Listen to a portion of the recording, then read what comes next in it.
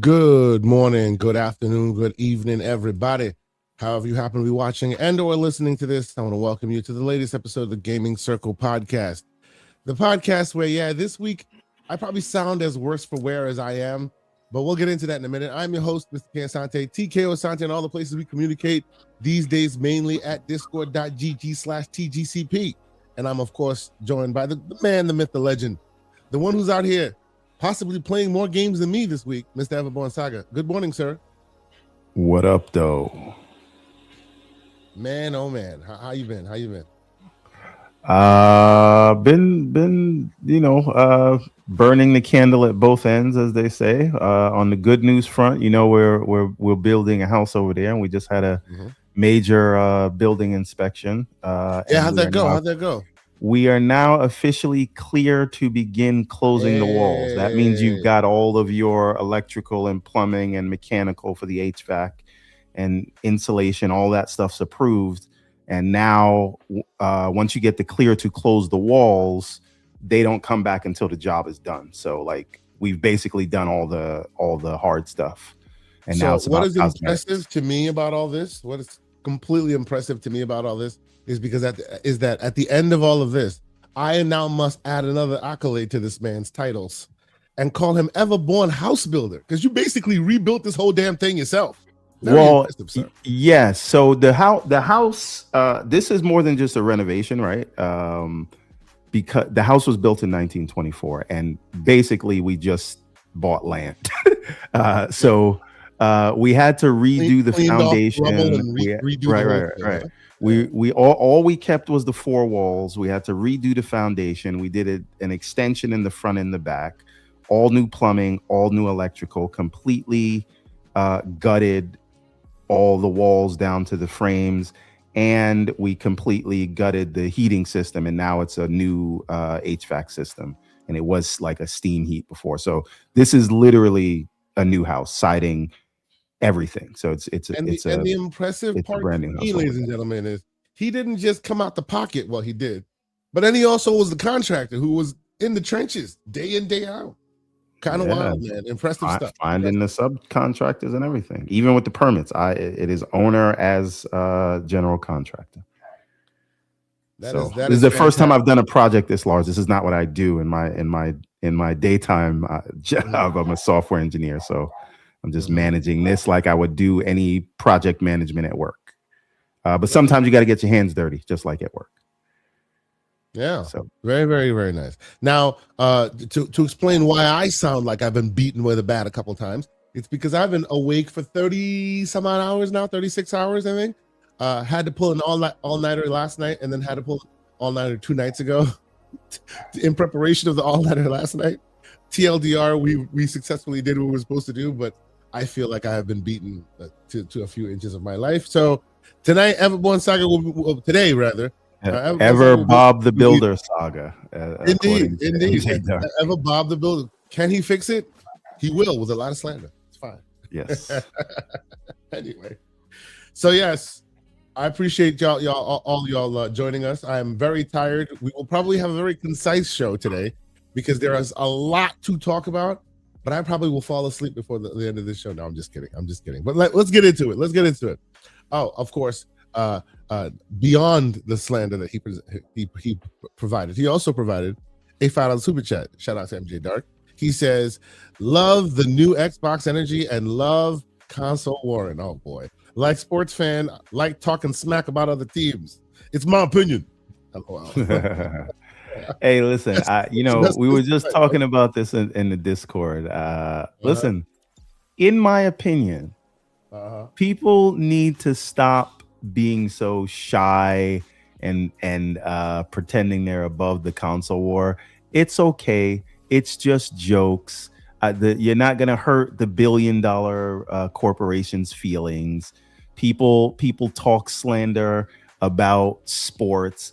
It's all right. Just don't be weird. And that just goes in general. Don't be like a weird individual and make things personal. But, if you want to argue about video games, so what? We're nerds, right?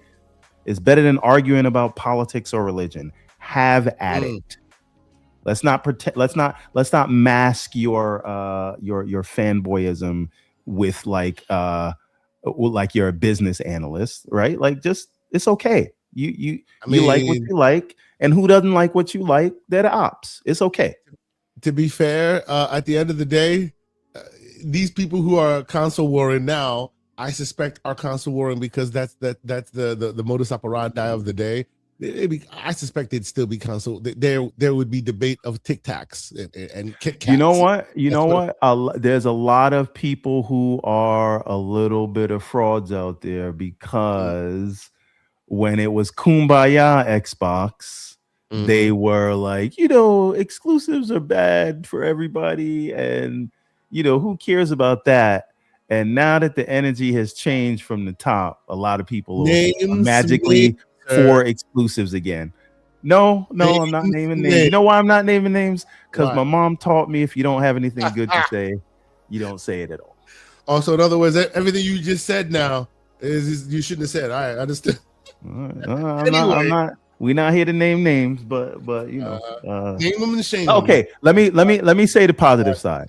I have a lot of respect for King David and Dirt Griggity because they never try to pretend they're not console warring. I even have a lot of respect for J-Dub and Porter Rock because they will straight up tell you that they're console warring. They're not trying to pretend it is analysis, right? They're not trying to pretend they're just even keeled stewards of information. That they're not doing any of that. They'll tell you what it is. They're here for the fight.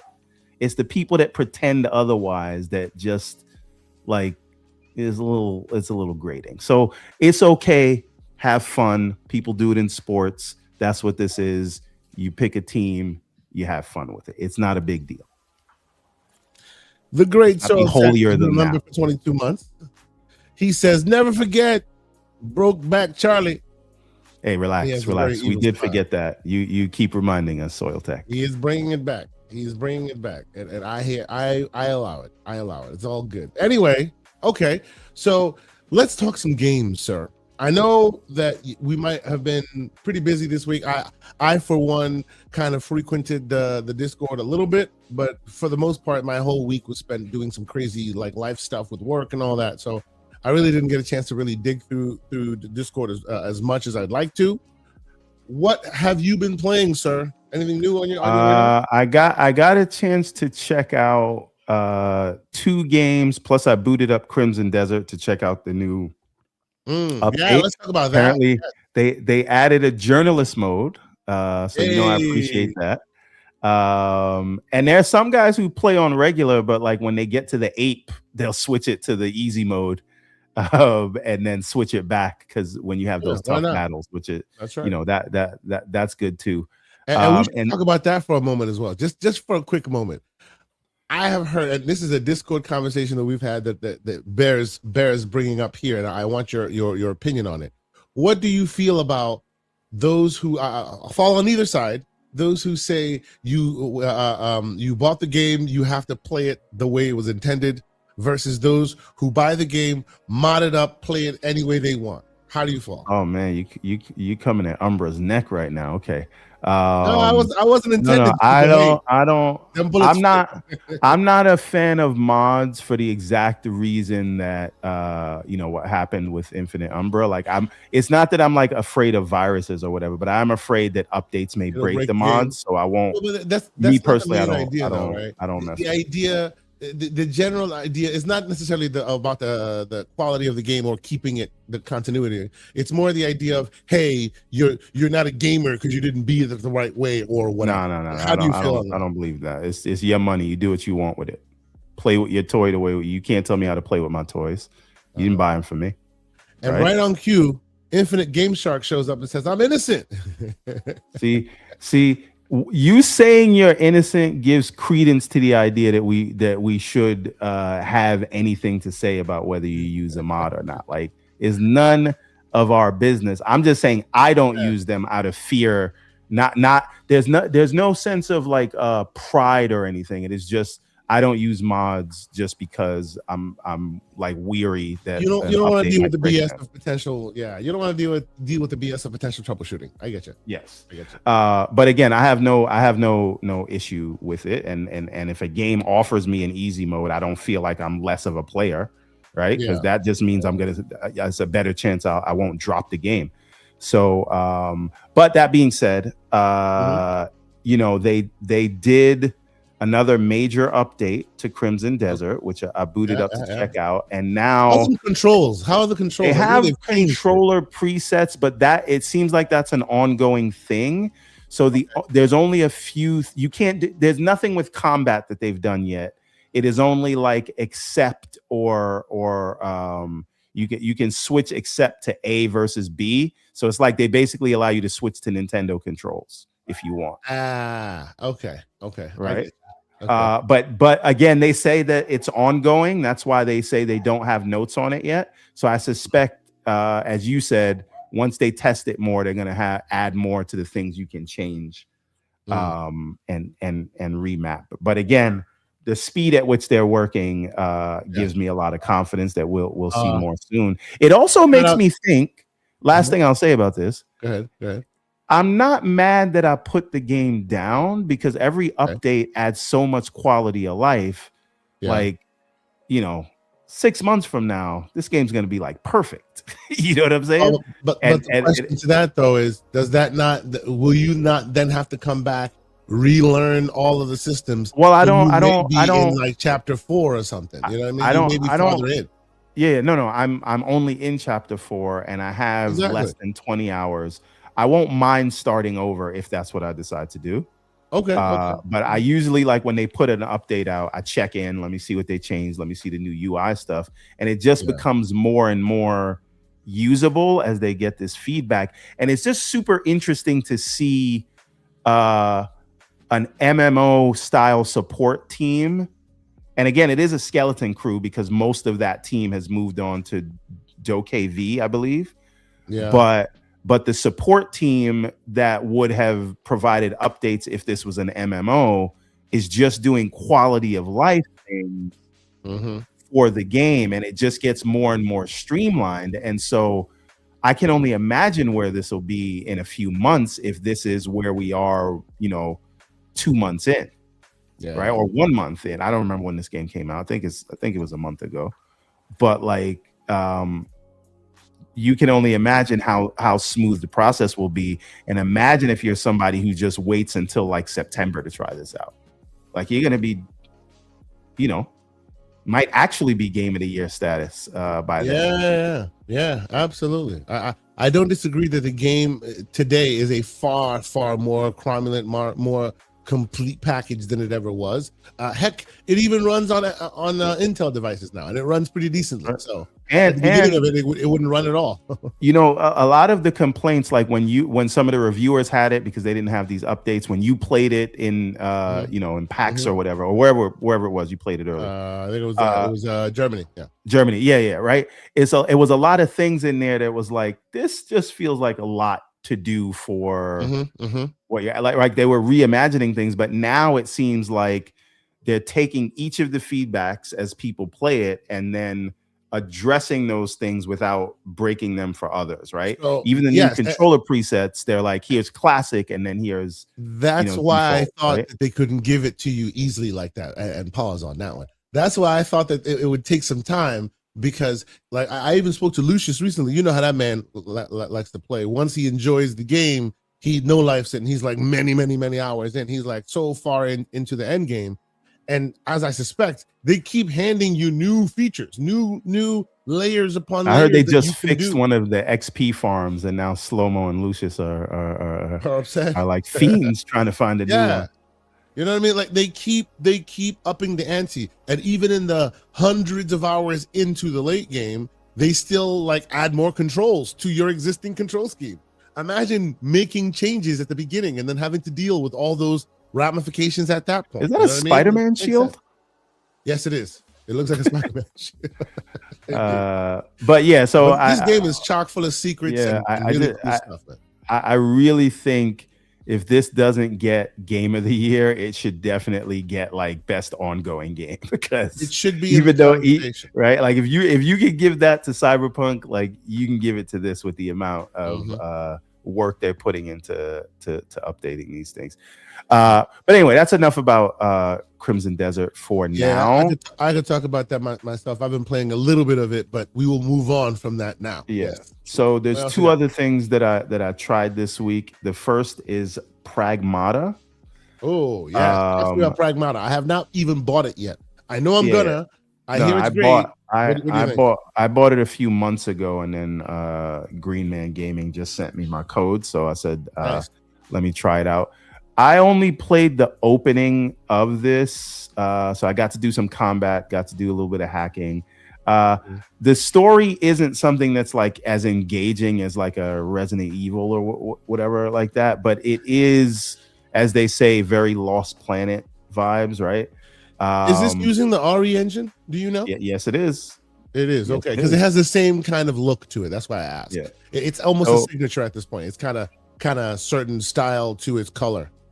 Right. And so, you know, the mix of the shooting and hacking in real time, right? Because the droids will start walking towards you like they remind me of K2SO from Rogue One or Andor, which I finished last night, by the way. We can talk about that later. Oh, yeah. So there won't be a season 3. No, there will not. Well, season 3 is Rogue One. So basically, I'm actually gonna rewatch. I'm gonna rewatch Rogue One, but I gotta rewatch Rogue One. That's right. Right, but again, so they walk towards you, and then you use the face buttons while you're aiming to kind of move from point to point, and it becomes like one of those almost like a match 3 type of game. It's not a match 3, but you have to, get to hit each of the points, and then you'll slow the thing down, and then you can shoot them. You can shoot them on their own. Now, if you don't do that, you're gonna have to hip fire, and then their shields will be up, so it won't do much damage. So, and then there's a lot that you can upgrade, which I haven't got to the upgrades yet, so I can't speak to those. But there's going to be some enemies where the hacking won't be as easy. Like you see this big one here, and you're going to have to do upgrades to do things. So again, it's just as I like to say, a game-ass game where like you don't really care too much about the story. Not saying it's not there, not saying it's not voice acted, but like you're just playing this thing like you would play something in 360 days, and I love it for that. I think I paid like $55 for this. I don't know if it's $59 or it is a $70 game. I have no idea. But yeah, you saw some of the hacking there. So you want to break down their shields, and then you can attack. Very nice. You're on a moon base where it's a weird thing. Like the everything's 3D printed, so there's like giant building size 3D printers that are making whole cities, and then they go haywire. But yeah, it's another weird game. So you see this? You got to avoid those things. So now you're like playing Snake. Sometimes you got to avoid things and then hit the points they want you to hit. So okay. It is very nice, man. It's an interesting game. You're talking about mini games and stuff. My game I'm talking about, we'll talk about mini games as well. But yeah, this looks great. And I wasn't sure what the ultimate game would be, because they've done a good job of showing just the edges to the point where you haven't really seen the combat and really what the main through line is, right? Like they've done good in the trailers. This looks like they landed the plane. Do you disagree? No. I think Capcom's on fire. I think I got Monster Hunter Stories 3.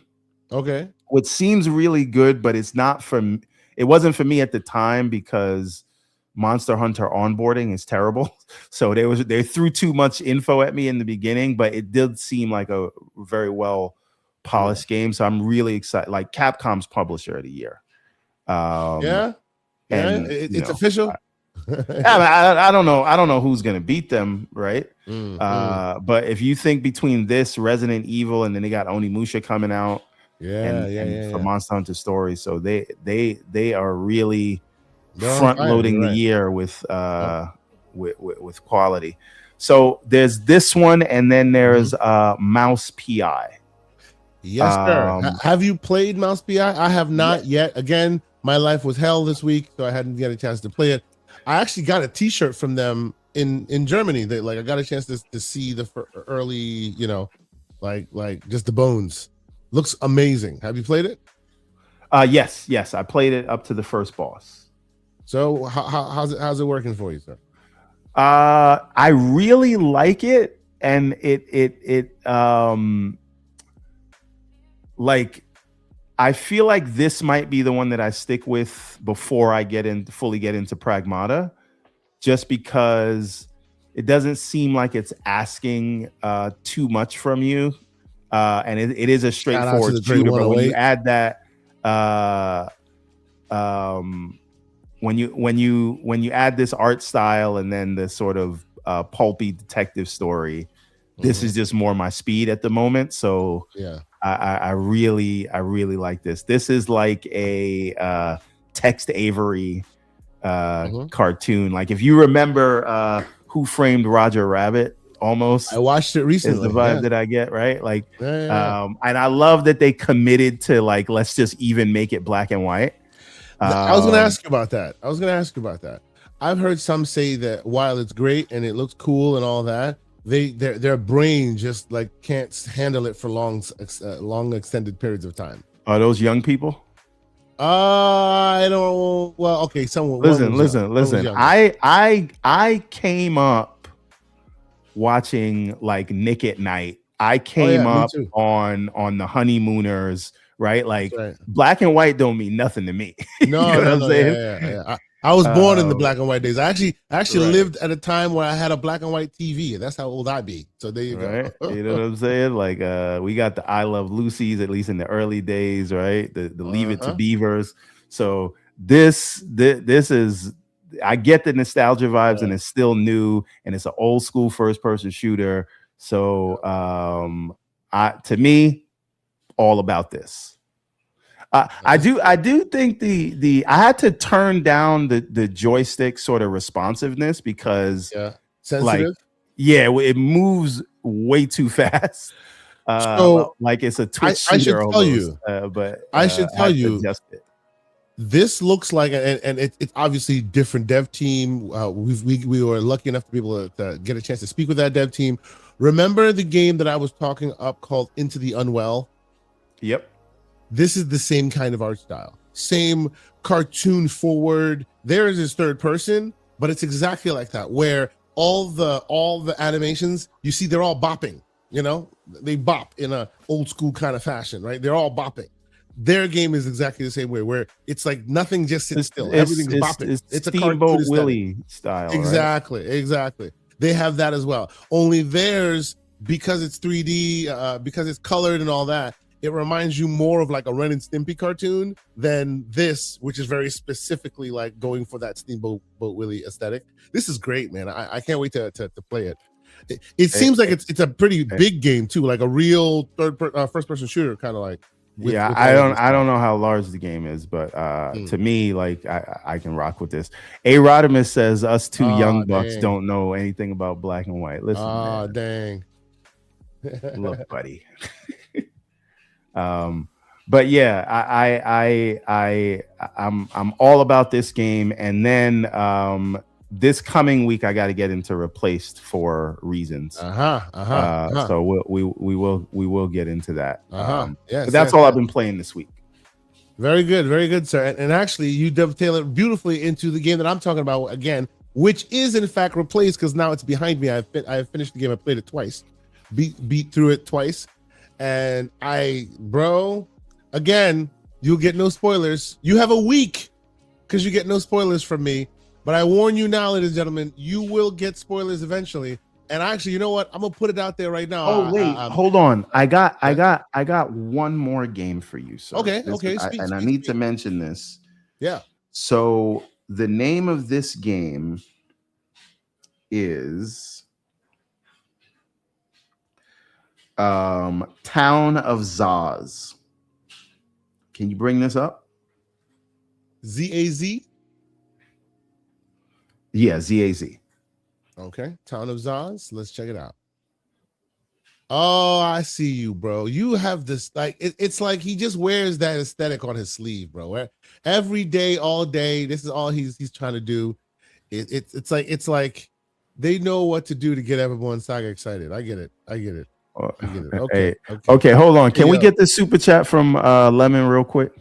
All right, before we get into that, the great 108 Dragons TV with a final super chat. He says, I want to repeat this. Microsoft is in the publisher of the year. In fact, leading Gears, Halo, Forza, Fable, always COD. Let's keep it gangster. Good morning, gamers. Okay, so while I respect that, Lemon, none of those games are out yet. Now, I expect all of those games to be fantastic. I even expect them all to land in the 90s for meta or very high 80s. But right now, in the first half of the year, it is Capcom, and that is just undeniable. Now, second half might belong to Microsoft, but right now it is Capcom. So that's when I say game of the year, publisher of the year, I mean as it stands now. Like we got to let those games drop and do what they do. Like I said, I expect them all to be bangers, but they're not out yet. So Capcom does own the first half of the year. So talk to me about Town of Zaz and why we should care. So this is great. This is a 3D platformer, but it is drawn with 2D characters. So the environment's 3D, the character animation. I think it's 3D, but the way the frames work, it's like framed like if you were watching an animation. So they kind of give you a top-down vibe. You get a little bit of sort of top-down sort of action adventure style, but it's not an open world. It's more like Ocean Horn, for those who know. I don't know if I agree with that. But here's the problem. This game runs terribly on mobile. Yeah, it looks that way. It looks like it's choppy. I'm looking at the video footage right now. Even though it looks like charming, even here in its footage, it looks like it's a little framey. Yeah, and I don't know if it's the way they're trying to animate the characters, because this is something that what do you call it did what's the game that came out from Xbox and then they sold the studio from Tango Gameworks? You mean what do you call it? Oh my God, now you're gonna put me on the spot. Tango Gameworks. You mean oh my God, the rhythm game, right? Yes. So Hi-Fi Rush, yes. So Hi-Fi Rush did something like this where they kept the facial animations at 24 frames a second, so it would look like it was animation. Yeah. Right? But they did that a lot more smoothly, and here it seems very choppy. And so I wonder if the game's actually performing badly on handheld where I played it, or they're just using very low frames. It looks like this is very much, even though Hi-Fi obviously was also an indie project by and large, by a small team, we'll say, right? Indie style, I'll say. This looks like it's really indie. It looks like it's probably one or two people or a small team putting it together. So, yeah. But again, in terms of the gameplay, it is fun. I like it. I like the combat. I like the art style. I have to try it on the big rig on the TV, but on mobile I wasn't feeling it because it didn't feel smooth, if that makes any sense. But it's pretty cheap, so it's worth checking out if you get into these kind of games. I'm not even gonna bring up footage because everybody has seen this before, but this is worth noting. Apple worked with Remedy to release a Control Ultimate Edition, and what's cool about it is it's like $5 on iPhone, iPad, if you have the hardware to support. I think it's like iPhone 17 and above or something like that. There's like a compatibility list or whatever. But just the idea that Control Ultimate Edition, and y'all know Control, if you know the game I'm talking about, Ultimate Edition with all the bells and whistles. I don't know if it's got ray tracing and all that the original one had, but running on an iPad and an iPhone, pretty freaking wild. Even cooler, it's $4.99. It's $5. Like, I would have bought it, but I don't have a supported device. I don't frequent in the every year iPhone game like that. So I should try it. If it's on Apple TV, I'll give it a try. Yeah, it is $5, bro. You definitely should try it. I actually should try and see if my Apple TV supports it. If it does, maybe I'll buy it there.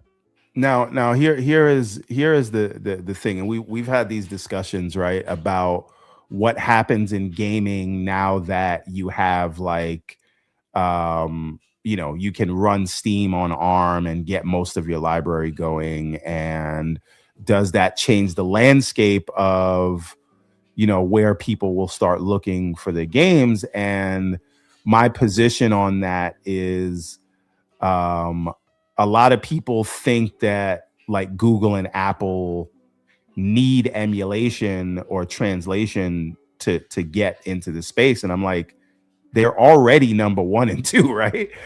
Yeah. And these mobile chips are becoming more powerful, right? Well, no. Because people are saying, well, what about support for these AAA games? And what I'm saying is, it only matters to you, yeah. Right. The power is already there, yeah, and the people and money are already there. What I think they need, especially when you look at things like the MacBook Neo and how powerful a 1-year-old iPhone Pro chip can just run a full-fledged operating system. What I think would get more AAA games on ARM is if you made an Apple or a Google TV more powerful, right? Because the Apple TV 4K right now has like an iPhone 13 chip in it. You put an M3 chip in that, and now you have something that has controller support and is already connected to everybody's TV. Same thing with Google TVs. And I think you'll see a lot more native support. Forget about your Steam library. Just like you'll be able to just buy these things in the Play Store or the App Store. See, while I agree with you on that, and I do agree because I've been playing on those edges, and I see that those are now far more capable. I hope, and I'm advocating that there be more library crossover, because these will be more opportunities for people to charge you more money for games you already own. Which, if you're fine with buying more games over and over again, that's fine. I know, I get it, but not everybody wants to do that, right? So the idea that you can take your existing library without having to repurchase anything and take it with you on different surfaces now is a far more viable world. It's super, super interesting. I agree with it wholeheartedly on all that. It's a little harder on the iOS side because they lock it down to that extent.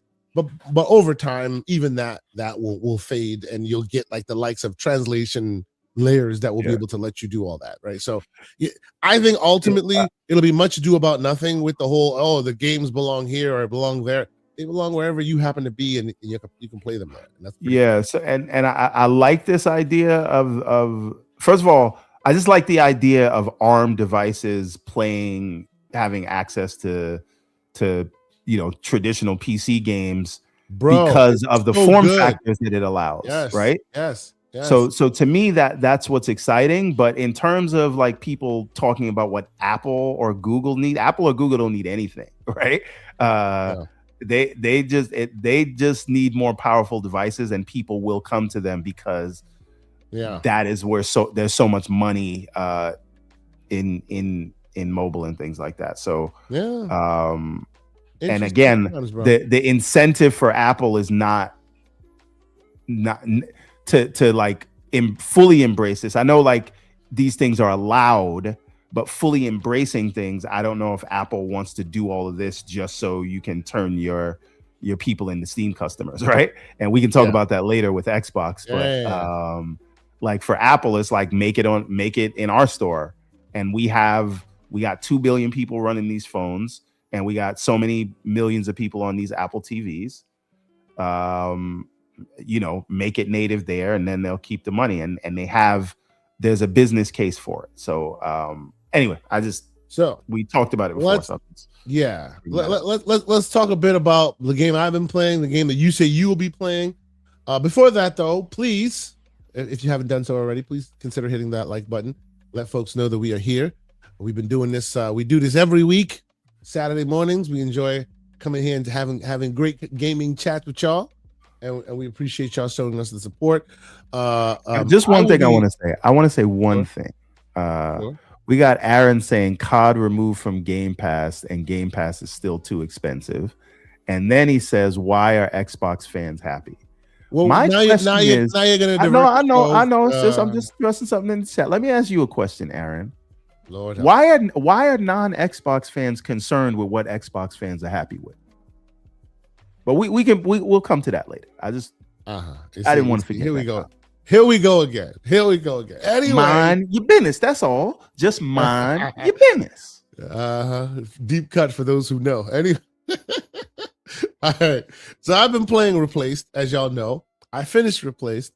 Again, I have to say this game, like having finished it, it is like anybody and everybody needs to play this game. Like y'all need to play this game. It's so good. Y'all need to play this game, especially if you like old school, like another game I'll be talking about after this. Like it's just very, very well put together. Let me put it out there right now. Shout out to Yora. It is his birthday today, as I understand it. So shout out to Yora. We would have had Yora on the show today, and Yora, for those who don't know, is one of the devs on this project on Replaced. But it is his birthday today, so shout out to Yora. We hope to have him on the show soon, so we can throw flowers at him in person.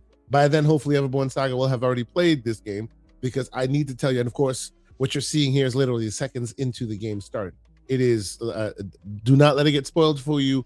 Play through it yourself, especially the end game. Like, it's just so good. I will say this, because I look forward to having a detailed conversation with you about it, Everborn. As far as the different gameplay elements that they employed in doing this. But I will say, I love how it's like there's a laundry list of these are the gameplay styles that we remember as kids and we love, and these are the ones we're going to implement. So over time, you see them like change from one gameplay style to another gameplay style to another gameplay style. The end game is full of puzzles, like actual mini game puzzles. So cool. And that's how you hack. Like that's why when you brought up hacking, I was like, oh yeah, it has a very much a bit more resonance to Replace in that way. It's very, very cool. I think everyone should be playing this game. You know, I don't know what the sales look like or anything like that. Hey, who knows? But man, oh man, I really, really enjoyed my time with this game. Shout out to the Black Skeleton in the house this morning. Good morning, sir. He asked, no kiln? Good morning, all. You know what? I'm actually saving kilns for me and the kiddos. I actually I put them to task to build their own, their own little characters and whatnot. And we're gonna go to battle this evening. So I'll report back next time. But yes, we're definitely gonna be on that kiln, because I think that's gonna be really cool for the kids and us. So that's what I've been playing on that. But Replaced, man, please tell me, Everborn, that you will prioritize this game. It is a solid 8.5 hours, 9 hours. I think Soil Tech also played it. Soil Tech, let me know if you finished it too, bro. Like, man, I think this game, like, if there's anything this game suffers from, it is that it came out at a time where it just too much around it. It's just too much to the point where it might get lost in the sauce. And that's why this is week 2 now that I'm talking about this game. I need people to experience it. The story, it is such a good story. Everborn Saga, what say you? Oop. And if you're speaking, you're on mute, sir. I don't know. Yeah, the only thing I'd say is I really wish the game was voice acted. Yes. I agree with you, but as a person who's finished the game, I will tell you it doesn't take anything away from it. I think it would enhance the game, no doubt. I need you specifically to play this because it employs certain cinematics that is just so stellar in a pixel first game. It's like somebody like spent time with cinematography and really decided to use this art style to show it off that way. Like the end game, you're fast and furious and the camera's moving and it is very cool, bro. I need you to check it out, and we need to have like a game discussion about it. But yes, ladies and gentlemen, I will say it one more time. You have a week because I want to see if we can get the dev on. Hopefully next week we will have him on, and we'll talk a bit more in detail about this. Maybe do a little light spoilery, and maybe we'll do some giveaways. But please, if you haven't had a chance to, go ahead, play Replaced. It is now on Xbox Game Pass. But you know what? Support them devs, man. It's not expensive. Pick up a copy. It's not hard. So yes, I would say if you haven't had a chance to play Replaced, you should be playing Replaced. It's a very, very cool game. I'm having a great time with it. The only other game that I will be talking about is Crack. Ladies and gentlemen, this is Crack. He's done it again. Okay? He's done it again. It is absolute crack. This is me telling you to do yourself a favor. Don't play it. Crack, don't you? Don't play it. Don't seek it out, because if you do, you too will be locked into this world that you will never escape from. What am I talking about? I am talking, ladies and gentlemen, of course, about Vampire Crawlers. That game is amazing. Oh my God, it's so good. It's so good. Oh man. He too, the developer of this, has literally like found like refined memberberry gameplay style and just keeps giving it to you over and over and over again, to the point where you're just like, you know what? I'm sitting here, I'll play for 5 minutes. 3 hours later, you're still sitting there and you're still going one more run. It is so good. I'll say to this game what I said to the other game. I'm looking forward to playing this on mobile. I don't know if it is on mobile yet, but if it is, I need to buy it immediately on mobile, because this is the game you play when you're waiting for the dentist. This is the game you play at any time. You can just do this, and it waits for you, which is beautiful. What is it? It's basically a dungeon crawler, right? A card-based dungeon crawler. You get to, as you're seeing here, right? It's a very simple premise, made of course by the maker of Vampire Survivors. Very, very simple premise, but it's so addictive and so refined, and you're getting better and better. And over time, you just want to unlock all the characters. And you know, I know great members of the community, Boomstick, Pixelbit G. Lots of folks are really, really enjoying it right now. So yes, I think you should be playing Vampire Crawlers as well. Well, or maybe don't if you like your productivity, because man, I find myself wanting to play it at all times. And actually, the one big reason I play this over many other games is I'll sit there and I'll be like, I can play Crimson Desert right now. Crimson Desert will, on my claw, MSI claw, at well optimized and beautifully running, 2.5 hours, I'll be able to pull out of that, right? Not bad, right? So I played maybe 50% in, and I'm like, you know, if I were to switch to Vampire Crawlers right now and then put this thing on, put it on endurance mode, which of course a game like this can handle. You can put this to 30 frames, you can put it to whatever, because it's not about the frames, right? If I put it there, I'm playing with my barely there battery for like another 8 hours. So then I switch to this, and I end up playing for another 5-6 hours. It's crazy. This game is amazing. I'm sure I know the answer to this. Everborn Saga, will you try this game? Absolutely not. I don't have enough time as it is. You want me to try something that's going to monopolize my life? You tried to get me to do that with Vampire Survivors. No, thank you. And I fully respect and appreciate the game, but I don't do time suck games, Paul. You are doing Crimson Desert, which that no. I put Crimson Desert down because I saw what it was, and that allowed me to try 3 new games. So I do turn on Crimson Desert after they do updates, but we not. No, okay, that's okay. I'll stick with Replaced and for a good 8 hours, and Mouse PI for another 8-9 hours, and then beginning, middle, and end. Beautiful. Right, and Pragmata for another 10-15 hours. Right, I feel you. But for those who do want a game that scratches that itch, sometimes you want. By the way, I just like to point out, I just talked about 3 games that'll take you about 35 hours to beat. There you go. And you can play this Vampire Crawlers game for 3 years for your whole life, if you it, right? You, sir. And then Crimson Desert, you got to put 150 hours of that game minimum. So I just think about all the other things I could be playing instead of these time suck games. Thank you, Malcolm. Appreciate you, Malcolm. He says technically all games of time sucks. Well, actually, just saying. No, that's fine. I got a limited amount of time and I like to use it economically. 108 says Game Pass is not too expensive. People are going to buy COD anyway. And if $22.99 is too much for you, Sony says get a second job.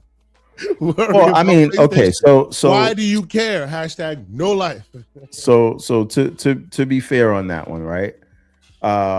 Not saying we like any price increases, and if you were smart like some of us, you would have stacked back when you could get Ultimate for $10 on the discount and pay $120 for the year. And so some of us, like myself, have it already until 2028. So none of this price stuff means anything to me. But hey, that's just me. Not everybody can be Everborn. He's like, now, ain't gonna mess with me though. Right.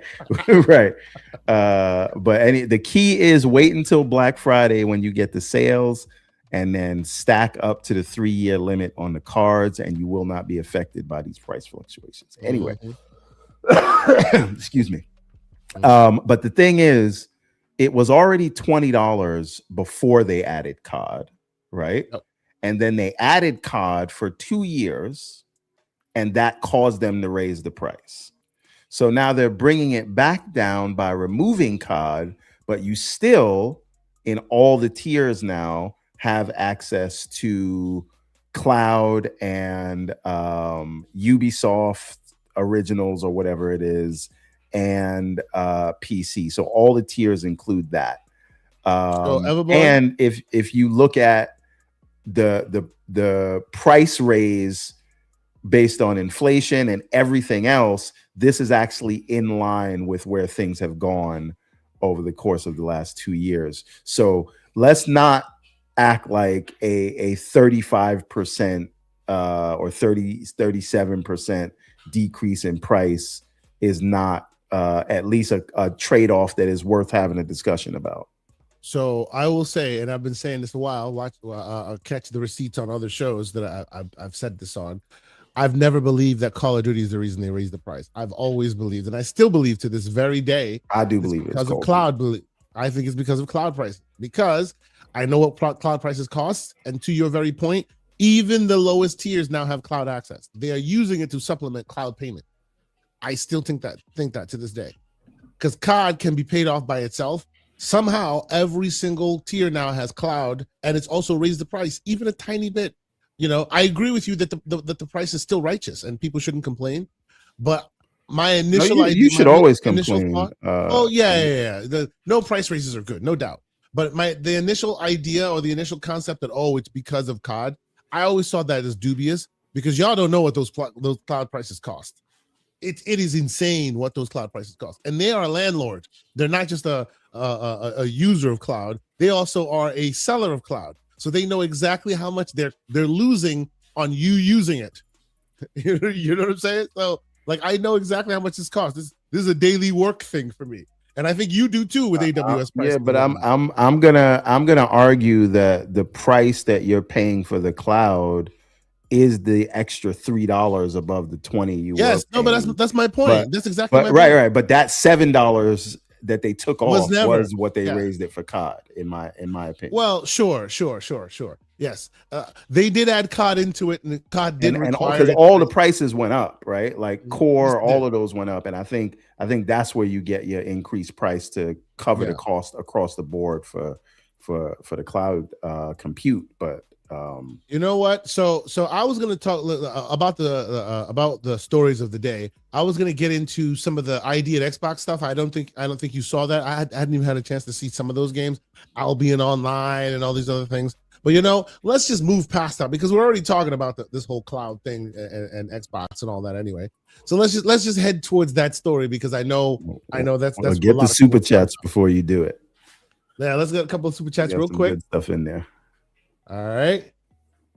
First off, we got the Great Hollywood Rules. He joins us with a $2 super chat. Thank you so much, sir. He says, Replaced is fantastic. Really enjoying it. I'm with you, sir. It's a great game. More people should be playing it and talking about it. 30 Below with final super chat says, so is it welfare pass or is it too expensive? Pick a struggle. Hashtag renegade. Well done, sir. Well done. I appreciate that. People's narratives being broken left and right. Here we go. 108 with a $5 super chat. He says, you can get a 10 crad every month doing the dumb stuff like using big alone. So that will make it $12.99. You happy?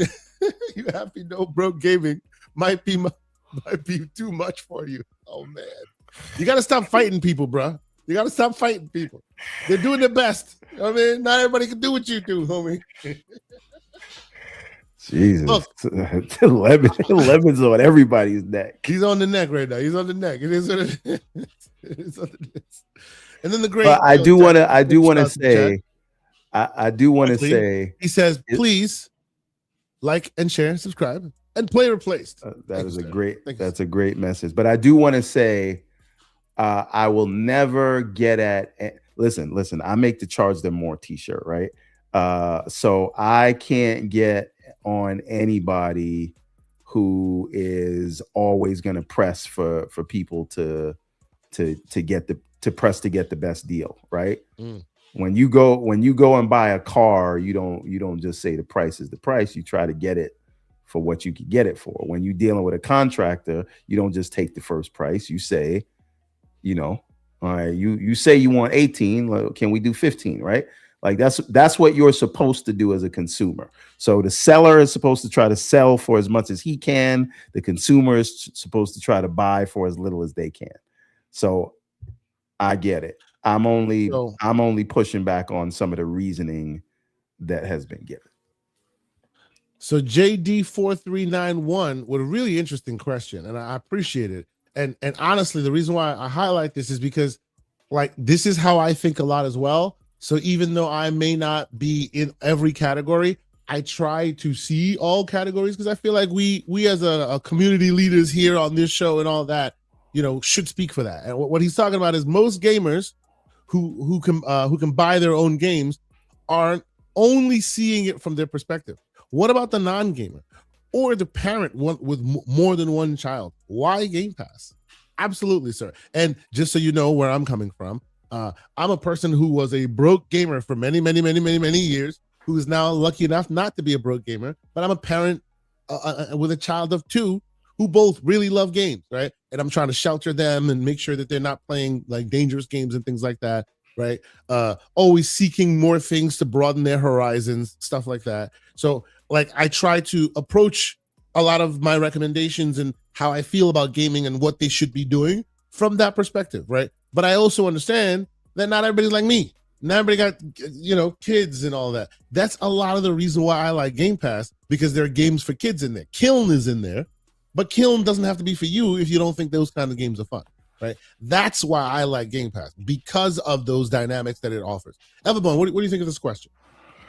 I mean, I don't like, as a general matter of principle, yes, but I feel like we this is not like directed towards JD, but as a general matter of principle, I don't like creating a demographic that helps me because we can get into creating straw men that way, right?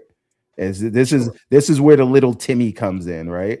People always just make up this fictitious Timmy's mom character that doesn't know what they're doing. But that's in pursuit of console war narratives. It doesn't always have to be that way, right? I'm not saying that is what Jay is doing. I'm just saying it's a slippery slope when you start trying to speak for people who are not a part of the conversation, right? Well, I guess when I speak, it's not. I'm not speaking to or for Timmy's mom, because Timmy's mom is not listening to GCP.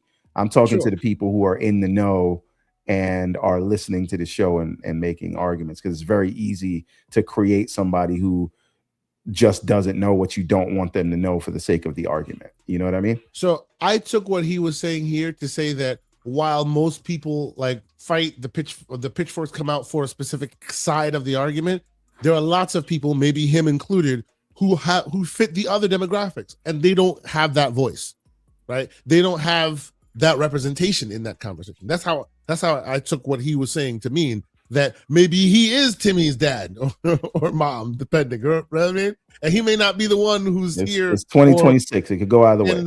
Exactly. That's why I'm not trying to shame. I'm just saying, I like the framing of his statement, because it's like everybody games, but not everybody's a part of this conversation. And because of that, I feel like as those of us, you and me, who speak to these conversations and speak to these demographics, it is good to hear that stuff from folks. You know what I mean? Absolutely. I'm only saying is I want to see some of those people in the chat asking the questions, as opposed to people who are in the know, like asking the questions on behalf of those people that we don't know whether they exist or not. Right. So if I'm open to have a discussion with anybody who is actually here to have the discussion, but now once I'm debating with phantoms like Timmy's mom, it's hard for me to like give a proper answer, if that makes sense. So two things. First, JD has a good poignant response. Says just to point out that he's always had Game Pass Ultimate through the price hikes, as have I. His eldest child and him used to share it, and now the two younger ones have Game Pass as well. And this is why, me personally, I always try to speak to the family sharing stuff, because I too have kids who are all about the Game Pass life now, and it makes it difficult to do that, because it's very difficult to navigate a family of Game Pass players when you have one account. And I'm not trying to play for 4 or 5 accounts, because it adds up as the price hikes, right? So these are why we have these advocating conversations. And I have to say, BT, come on, bruh.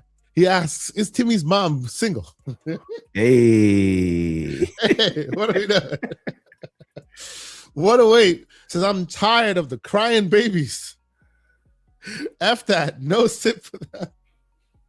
Damn. I think he had another one. I think he had another super chat above that. Oh, he had one. Oh, yeah. Above it with a $5 super chat. He said, some of the so-called gamers cries about everything, man. up to the BITCH babies out there. Here, real men are tired of all this crying. All talk, no pay. So you got to pay. Damn, man. Does he have another one above that? He might. I want to make sure we get all the super chats. Yeah. Yes. He started Work hard, this. Play hard. That's right. Damn, man. He woke up this morning, ate his Wheaties, and went, you know what? I'm about to take it to them folks on GCP. Gonna keep the boot on the neck. Shout out to you, good sir. Appreciate you. Anyway, let us move forward.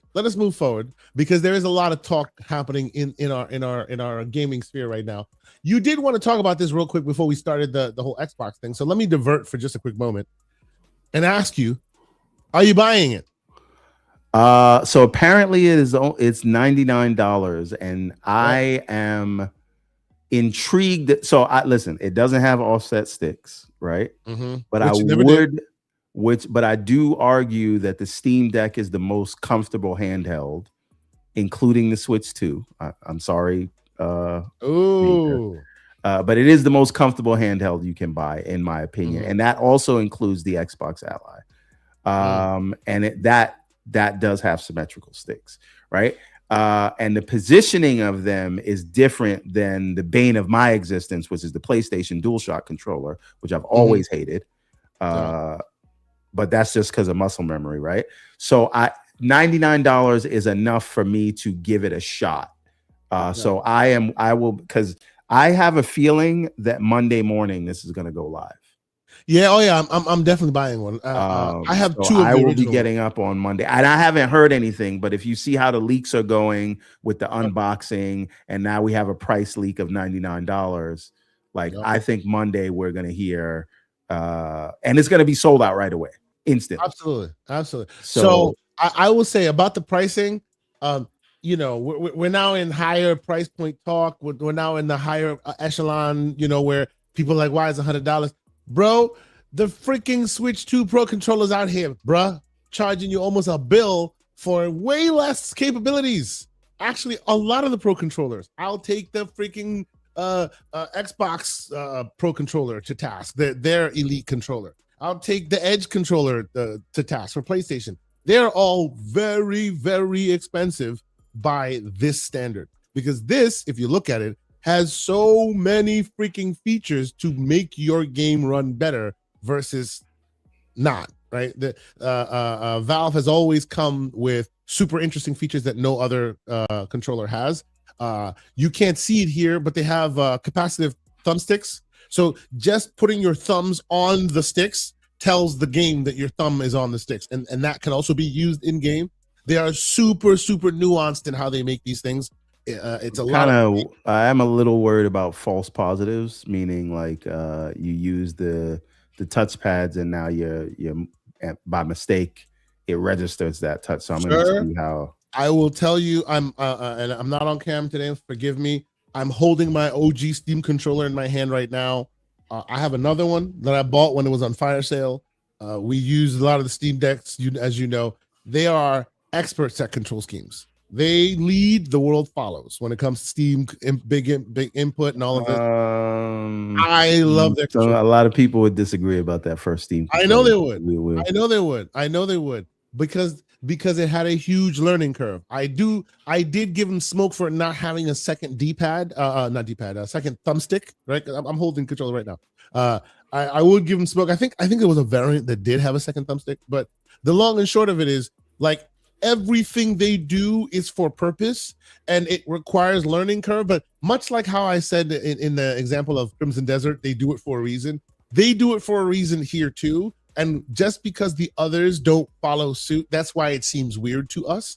But I'm pretty confident that we'll come back once this thing is out in our hands, and we'll be pretty. If we can get them, and this is what I suspect is going to happen, we are both going to pre-order at the same time, and you're going to get yours like 3 months before I do. Your ass, they're going to get nothing. I understand. Yeah. So I actually have this controller that they're pointing out. I have the PlayStation version of that one, the Scuff controller. Also good, but stupid expensive. Like, so I am excited because I'm primarily gaming on PC now. So.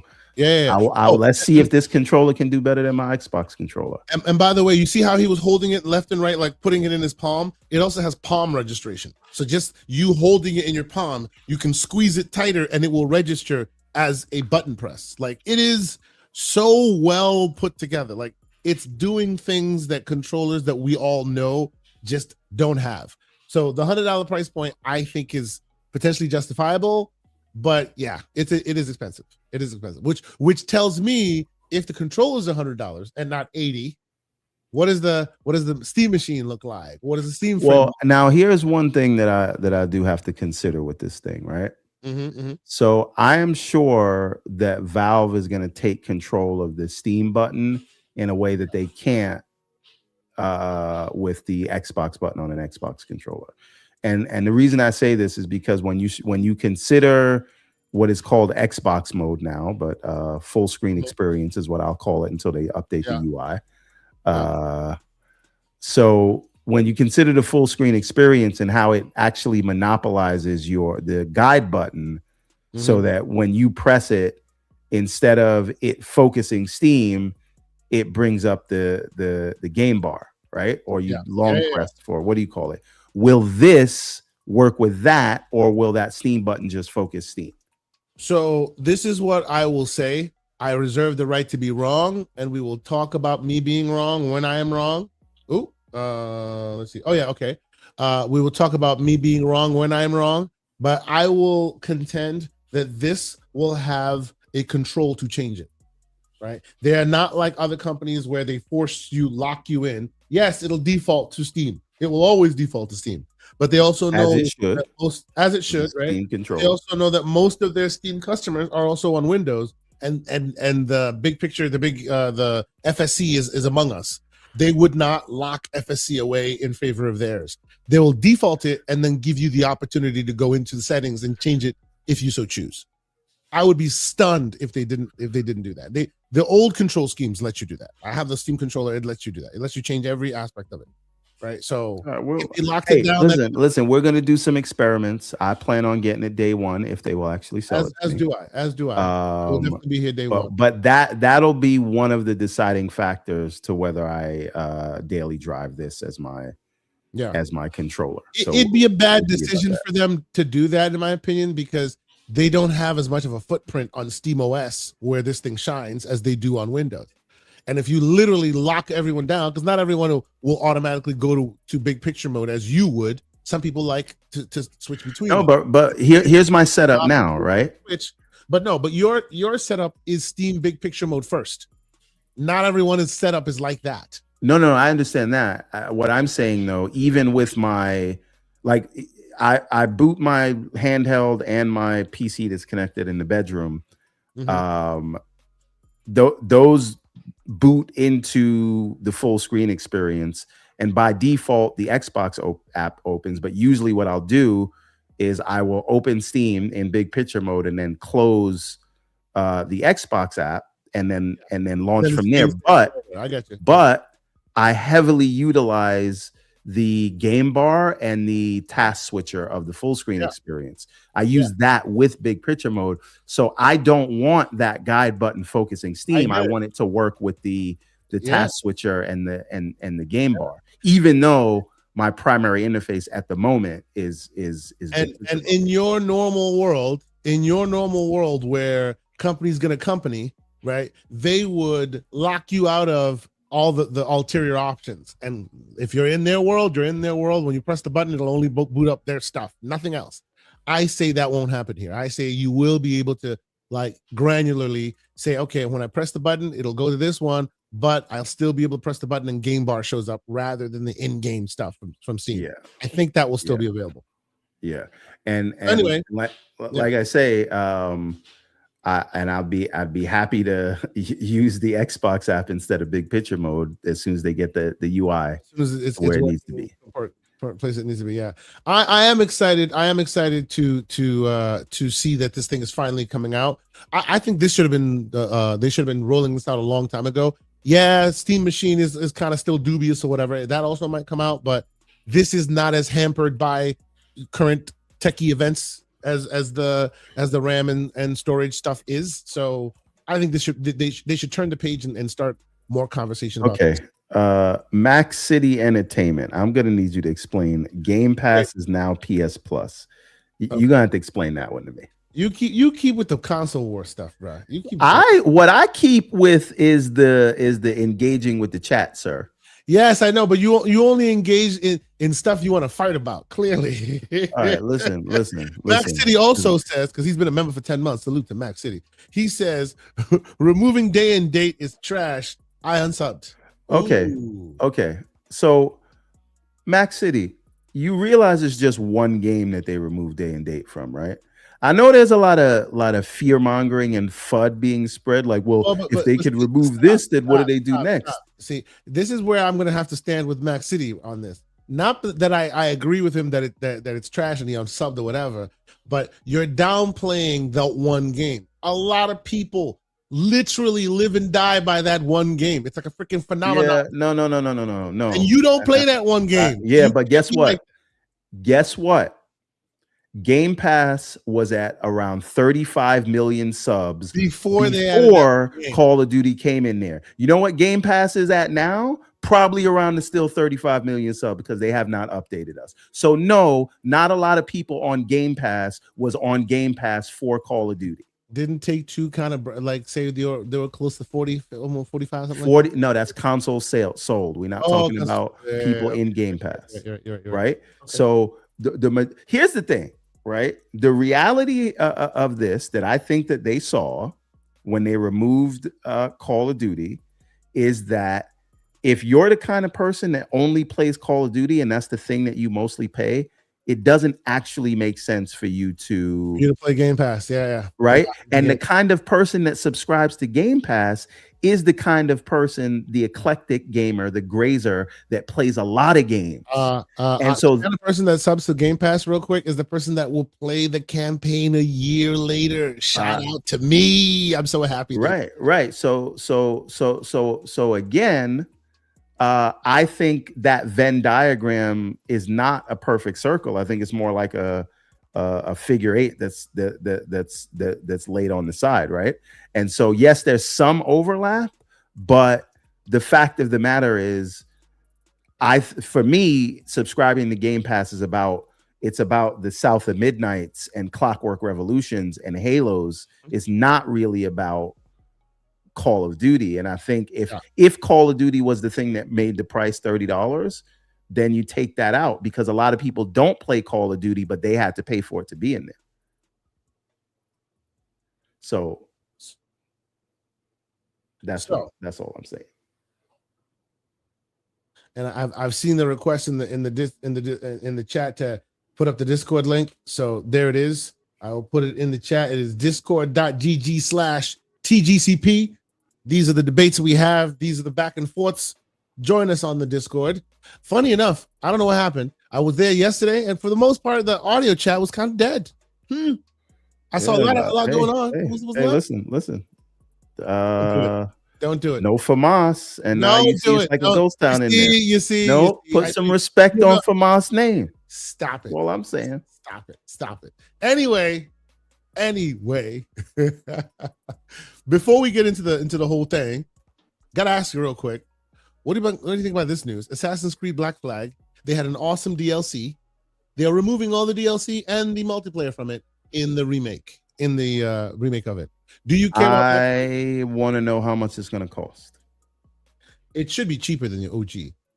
But I do. But honestly, I am a little saddened by this, because honestly, as a young man who played that DLC, it meant something to me.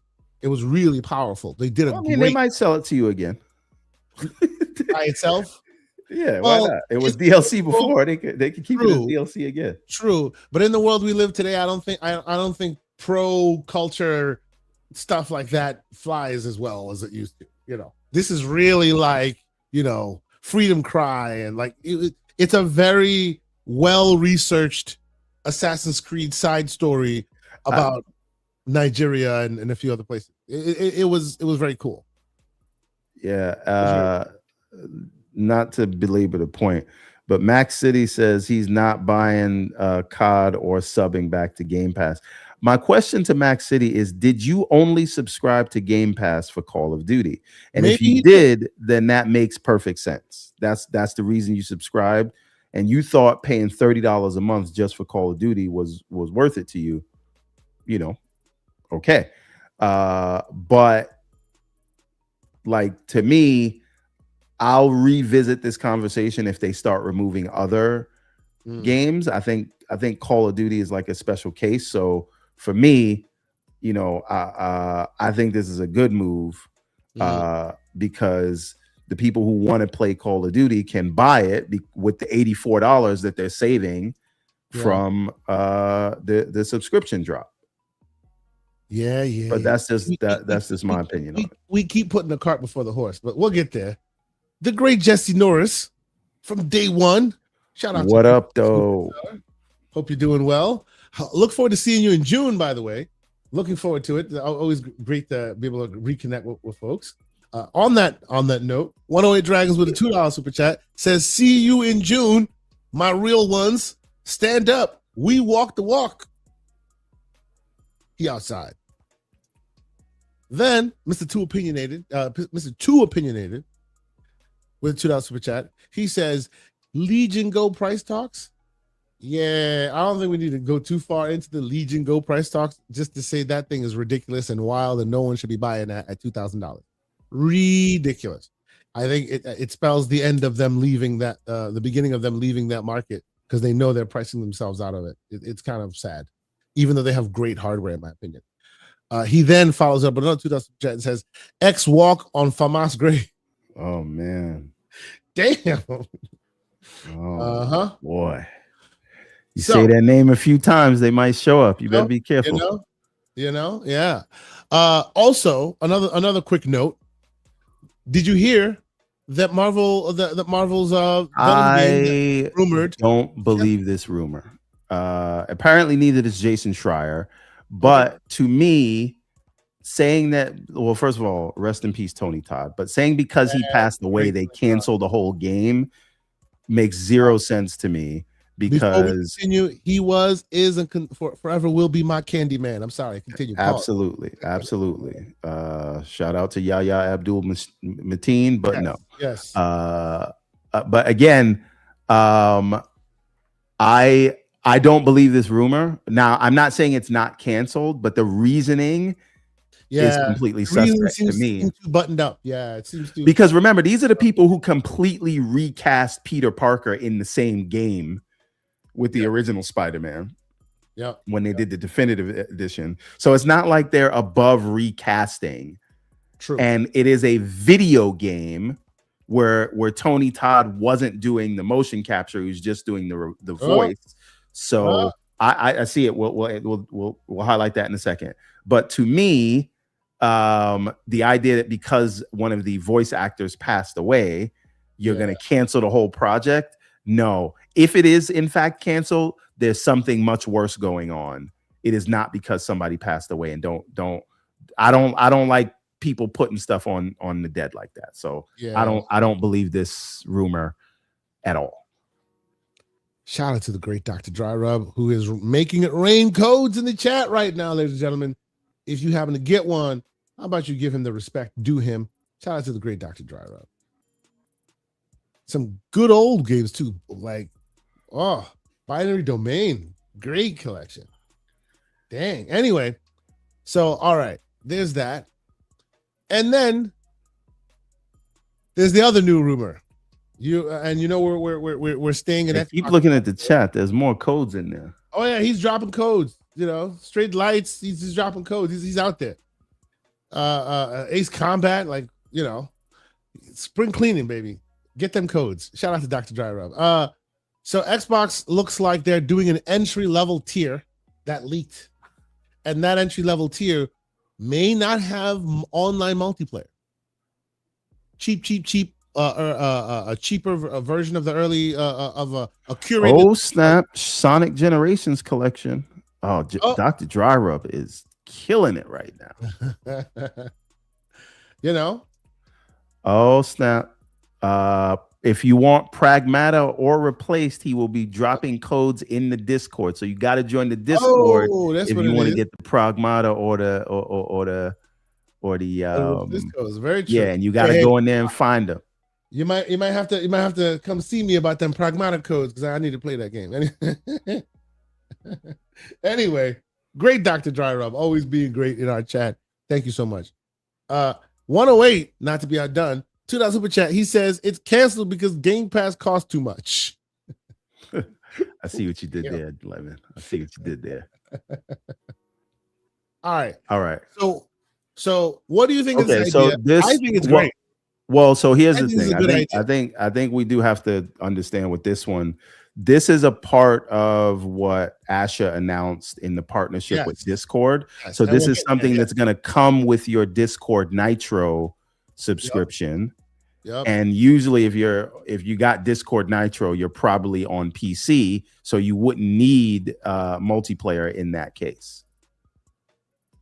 What they do add though, even for the earlier list, is you do still have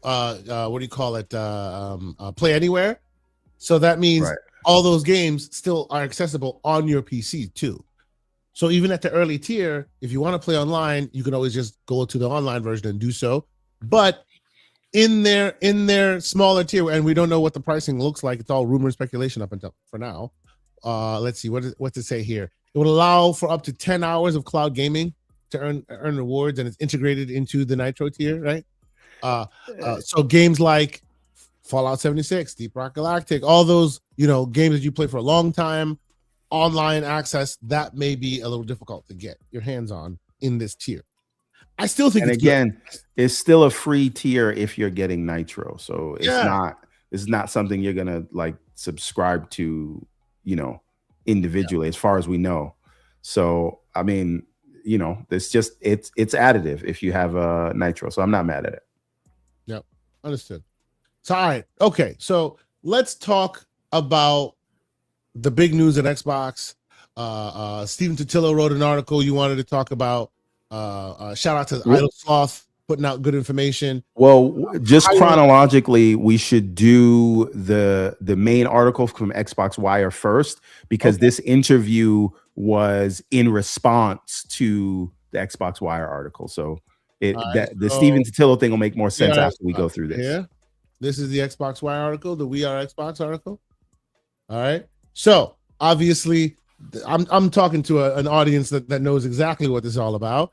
Asha has been put in place for some time, and now she's exerting some of her authority and putting out. I'm sorry. FYI, the codes for Pragmata and Replaced are now in the Discord. So if you are not a member of the Discord, you can sign up. Soil Tech just shared the link to the Discord. And now you got to go in there and look at the different channels. It's pretty self-explanatory which channel it'll be in, but click through them, you'll find it. If you get there first, you get there first. Yep. You got it. You may find it. But yeah, man. Shout out to Dr. You know what? Shout out to Dr. Dry Rub. Everborn Saga, how about you kick us off, man? I know you've been keeping a close eye on all this stuff. How did all this move you? Like all this news, how you feeling about it? So there's a few things here that I find interesting, and the thing that I like is the acknowledgement of the work that they have to do, and the acknowledgement that they are the challenger brand, right? Because and again, this statement is, however you feel about the previous SLT senior leadership team, it is in stark opposition to what the old modus operandi was, right? Because the previous leadership team just accepted the market layout for what it was and said they had to work within the existing framework of where the market was. It wasn't about clawing back market share in any vertical so much as it was about getting their share of whatever is growing. There was no fight in it, right? In the previous with the previous administration. So you could like them or like that, love that or whatever, but now they're saying the market is not set, and we will not only fight for the share that we have, we will try to advance the line, so to speak, right? And so I thought that was important, and the acknowledgement that their experiences on the UI and dev tool side feel disjointed, and that they need to get those things together, right? And then they talked about these new key pillars, right? So if we can read off these 10, I don't know if you can zoom in a little bit so I can read them off for you. So when they talk about earning every player, protecting our art, staying rebellious, progress over perfection, signal over ceremony, core before more, outwork the problem, speed is learning, makers over managers, clarity is kindness. Now, the one that sticks out of that 10 there is clarity is kindness, right? So there's a lot of, before, it was a lot of, we want to say the nice things. But the true kindness, if you want to get better, is someone actually holding you accountable and telling you where there's room for improvement, right? And then that is the true kindness, right? And so what does that mean? If we're going someplace, right, and a bird took a dump on your shoulder, am I just gonna not tell you? Or I'm gonna say, hey, and pardon my French, you got some shit on your shoulder as your friend, right? What's the more kind thing? Or it's like your friend will tell you if you smell. Somebody else will just be polite to you, and that's not kindness. And it feels like before it was more about the being polite as opposed to giving the necessary feedback, right? And so I thought that was interesting. And then if you scroll up a little bit, there's another set of pillars. Now, when we say, let's just go, we'll go with each one, right? Start with hardware. So, yeah, give me a zoom in. All right, yeah. So the key pillars are hardware, content, experiences, and services, right? So what they want to do, these are the bullet points. Stabilize Gen 9 as a healthy and high quality base. Deliver Project Helix to lead in performance and play our console and play your console and PC games. Lead in comfortable personal and high performance accessories, and build a strong ecosystem that expands choice and reach. Now, what I wonder, right, because later on they're going to say something about price, I do wonder if they're going to refocus on actually selling the Series console as the entry point on price, and then Helix will be the expensive thing for the hardcore. Because I don't think they're doing a Series S, right? In a Series S type of thing. I don't think they have a first party double SKU either. Right.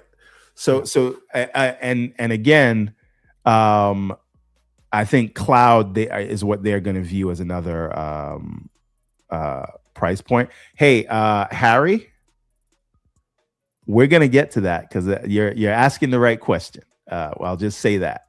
But now, under content, we have grow and extend an enduring portfolio of franchises players love, evolve third-party partnerships, and strengthen our 5-year slate, expand to China, emerging markets, mobile-first audiences, maintain and grow live service games, long-term stewardship, and then elevate creator-centric platforms like Minecraft, Elder Scrolls, and Sea of Thieves. Then under experiences, they've got fixed fundamentals of play for players and partners. This is what I'm talking about with the UI, right? Yeah. And then we've got make Xbox the best place for developers and creators to build and grow. And then overhaul discovery, customization, social personalization, and connect the community. This is important, right? Because what if you listen to Everborn or this show, you know, my biggest pet peeve is the user experience on everything that they do outside of the console. I think they've got the console in a perfect place, but when you get to PC and when you get to cloud is where everything hits the fan, and that's where I feel like they have the most work to do. So, and Asha, coming from places like Instacart, seems as though it is the she has the right set of skills to understand this problem and solve it. We all love Steam because they hyper focus on the store experience, and who better to hyper focus on a store experience than someone who came from Instacart, right? Now, under services, this is the other super interesting thing that not enough people are, I think, talking about. And it's the last bullet point, but we'll get to the other three first. So services, they want to fortify Game Pass with clear differentiation and sustainable economics. Sustainable economics is the thing that I think is going to have a lot of people sweating and making predictions about what else they might take out besides Call of Duty. So we have to keep our eye on that. Then we have return the business to durable growth with strong cost discipline. That sounds like firing people. Then we have make cloud play feel native, fast, and reliable across TVs and low-end devices. That is going to be interesting. And then this is the big one. Use M&A deliberately to accelerate growth where organic paths are too slow. Now, who's here, right? This is a letter from Asha and Matt Booty. Matt, spend the competition out of business booty, right? And now they're talking about M&A being back on the table and growth through M&A. And that, to me, should scare people. And when I say scare people, I mean scare people who have been laughing at Xbox for the last 2 or 3 years, right? I think a lot of people, media included, were comfortable with Xbox in a position of being last place, being the laughing stock. Do you agree with Vandal on this one? Console Warrior Vandal, maybe, yes. But I don't know if I want him to get Sega anymore. That's the reason why I asked.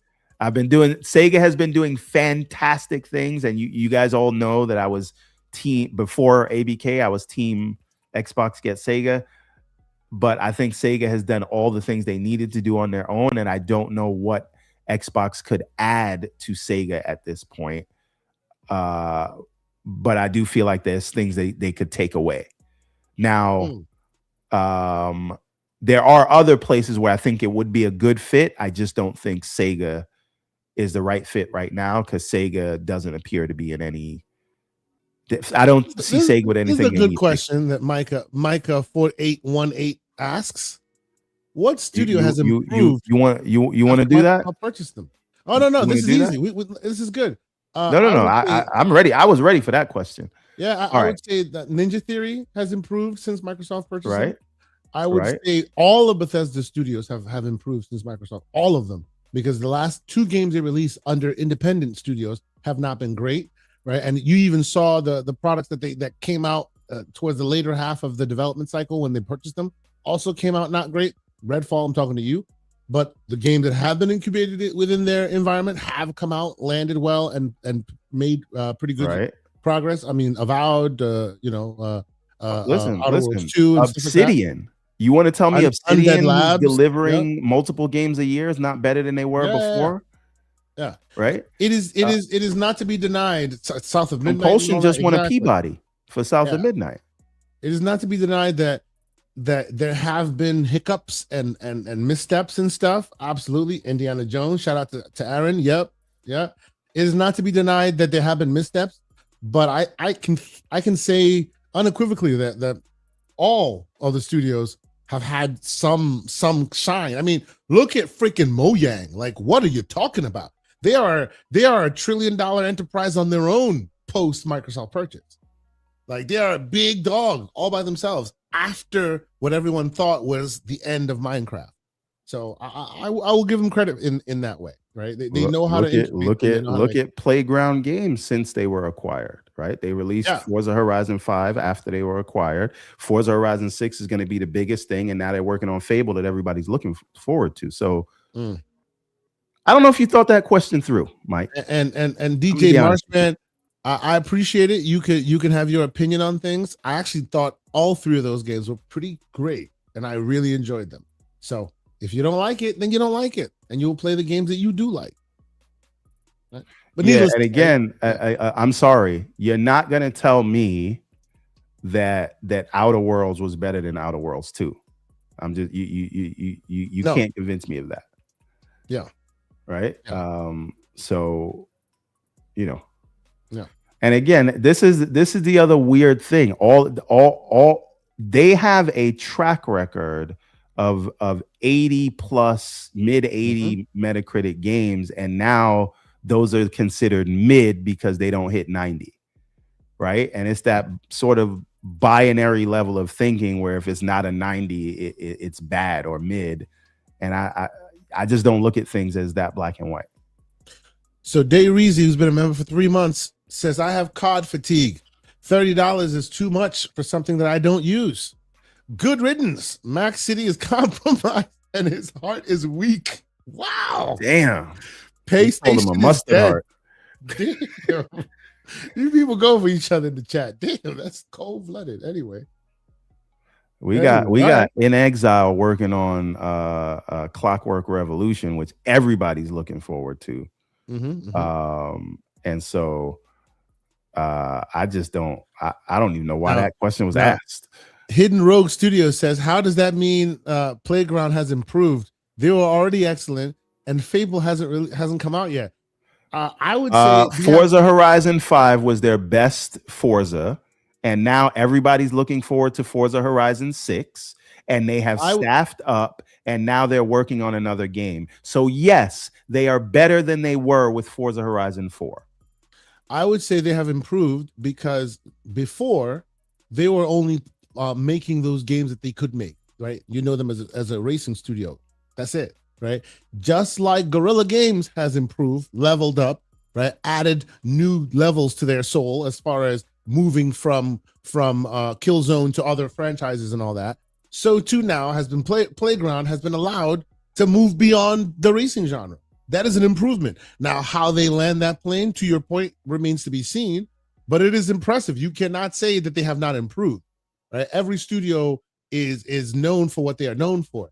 These guys are being allowed to switch it up. That does not happen easily. So, you know, you got to give people credit there that they are being allowed to elevate themselves beyond that. Day Reezy with a $2 super chat. He says, also release a custom Game Pass soon. Hashtag save money. Let's talk about that. A little rumor and speculation, right? I would be weary of that because that will. So we were sold on all these streaming services because we were like, well, I don't want everything. I don't want to be forced to have everything that cable offers me. And then everybody made their own streaming service. And now if you want to get all the content you used to get when you had cable, now it costs you all more. The streaming services. Yes. Right. So once you start to do this a la carte thing, they're gonna say, all right, here's the Call of Duty add-on, here's the Bethesda add-on, here's the XGS add-on. You know what though, if you start doing that, like you could get in a very slippery slope where you end up paying more than what you were paying. You know what I mean? Here's why I think that may be happening, because you yourself have already like laid it out, right? As Legendary Yogi, M&A is mergers and acquisitions, by the way. Mergers and acquisitions, yes. As you said here with the M&A talk, right? They are going to once again bring themselves in front of regulators when they need to, because they do still see that as a viable way forward, right? You, and we were talking about this on Discord some days ago, have already come out and said, look, they said that they promised that they put Game Pass, they put Call of Duty on Game Pass, and now they're going back on their word. If they can do that, that means they don't care. Yes, they do. This is the way they thread that. Is it too expensive for some? Maybe. But when you go inevitably back in front of them because of the latest M&A acquisition, and they throw that in your face and say you promised and you didn't do it, you can say, yes, we did. We promised. And yes, we did it. Here's the add-on for it, right? Like, I don't think it's meant to thread the needle the way you wanted it to be threaded, like properly, like this is how we were supposed to be. But this gets them the ability to say, yeah, we did say what we were going, we did do what we were going to say we were going to do. And you understand what I'm saying? Like, because if you remove it, solely remove it, and it's not part of Game Pass at all anymore, even though the logistical reasons for why it's not there anymore is viable and you can have that conversation, they can still use that as a sticking point to make your life a little difficult. Well, here's the thing though. I'm going to take a different perspective on that, which is none of it matters anymore. Lena Khan's FTC does not exist at the moment, right? We have the current DOJ and FTC is comfortable with Paramount acquiring Warner Brothers, right? Yeah, but you know that the outside of America, those are the wild cards. Sure, right. I understand. Ready, so, right? I'm saying have your bullets ready. You have to look at the people who they made those promises to. They did not actually make that promise to the UK. It's not the UK, the EU. That wasn't a requirement of the deal. And the CMA is completely defunct, meaning the people that were there that caused all this trouble that they made that promise to, they were literally all fired. And now there's a whole new set of people that seem to be just approving everything that comes their way. And so the people that they made those direct promises to are no longer in place. And I don't think there's anyone that cares whether they put Call of Duty in Game Pass anymore. And so that they actually don't have to mitigate that.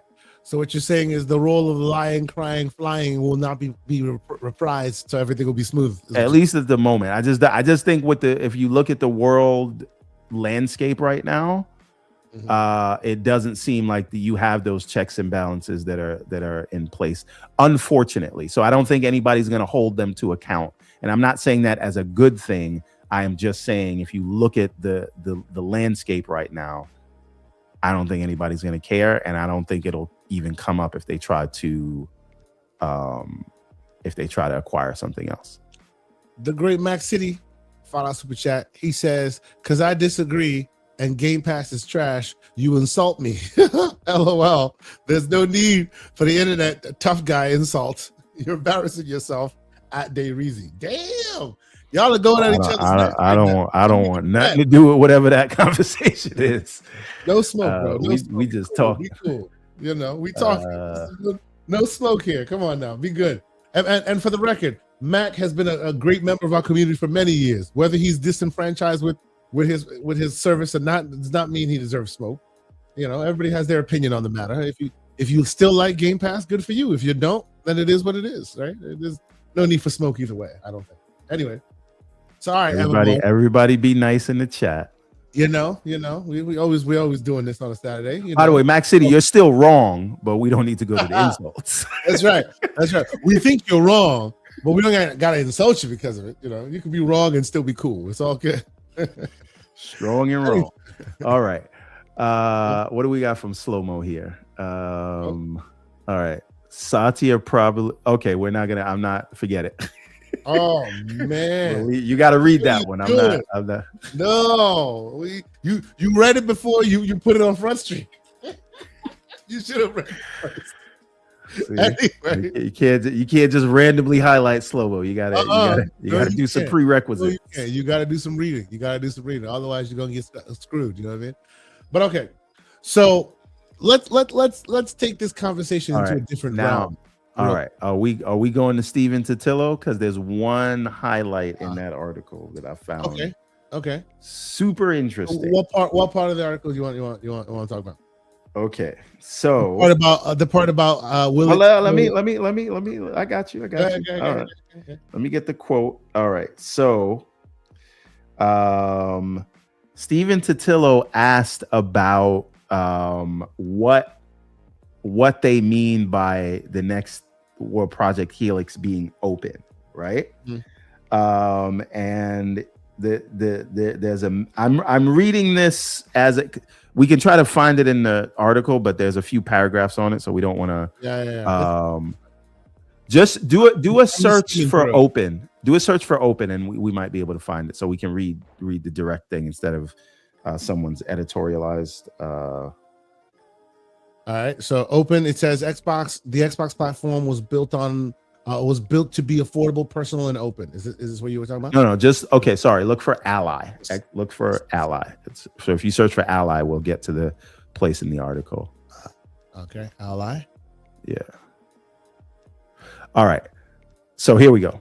The memo also talks about Xbox being built to be open, which tripped me up. I initially took it as a reference to the kind of approach the public saw last year for the Xbox branded portable, the Xbox, the ROG Xbox Ally. That device, made by Asus in partnership with Microsoft, includes the Xbox PC marketplace right next to Valve's dominant Steam service. As a result, it's an Xbox branded device on which I can play the Steam version of PlayStation's God of War. The Ally hinted at a more open platform approach to Xbox. Then there was the line in Sharma and Matt Booty's memo about the next gen Project Helix and how it would play your console and PC games. In early February, a few weeks before Microsoft announced Spencer's exit and Sharma taking over, Epic's Steve Ellison, who runs the company's PC marketplace, told me he expected the Epic Game Store to be on Microsoft's next console. Unless their policy stance on it changes, they're telling us they're going to welcome that, he said at the time. I wasn't sure I wasn't sure if that was the kind of open thing the memo was hinting at, and I'd been scratching my head for some time about how it would be economically viable to let other storefronts operate on its hardware. Sharma pulled me back a bit from all of this and said, so what we shared with our team is that we want the platform to be open for more people to create on the platform and more players to participate in customizing and extending that, Sharma said. But an open platform approach as the Xbox Ally as well. I cited Ellison's comments about Microsoft's plans for the future Xbox hardware had been at least under the prior regime. And Sharma responds, I wasn't a part of those conversations, so we'll make those decisions going forward as a team with our partners, Sharma said. We'll share more when we can. And then there's Sharma and Booty's intriguing pledge in their memo for Xbox to be affordable. Okay, so if we're reading between the lines there, is Sharma saying she doesn't know anything about that putting Steam right next to the Xbox store on the next Xbox? Yep. So he's saying all bets are off. I know a huge selling point for a lot of people was that this thing will be able to play your Steam games. And if that is no longer the case, what would be the reason to get this thing? And I think that comes to the next part that they just exclusivity. Do a search for exclusivity so we can read that paragraph. Okay. I think that if you're not going to put Steam on there to get access to all the games, the only way to sell this thing is by having exclusive content for it. Right? So, all right, here we go. Oh, no. Sorry, that's the other article because I want to read it from the main. Totillo? No. Oh, you mean about we are? Okay. I get you. Oh, darn it. See, this is me. So we're doing it live, people. All right. Okay. Along the way, we will reevaluate our approach to exclusivity, windowing, and AI, and share more as we learn and decide. Right. And so, I think if it is a return to Xbox, if it is first party hardware at the center, I think you do have console exclusivity, and maybe Steam is not right next to Xbox games on that on the Helix device. But my question to you is, how do you feel about that, Mr. CEG? Everything got to be on Steam.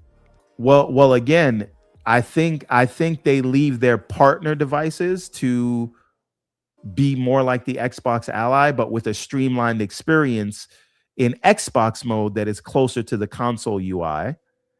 And so their own device will just have their PC and console games. So, and this is unlike me, because you know me and you've heard where I usually come from about this. But I will ask the question because it begs asking: what says those partner devices are long for this world? All things seem to be up in the air at this point. Well, I don't think you really need to be let me say it this way. I don't think you need to specifically partner with Xbox to make gaming handhelds and mini PCs that use Xbox mode. Sure. Right. But isn't that the mode that they were using though? Right. Because of the way they were moving as far as making those partnerships, that's why Steam's UI and all that still needed to work as far as like, the posters and stuff for your games and all that. Don't they move in that way general rather than just making a reference design that anybody can just touch?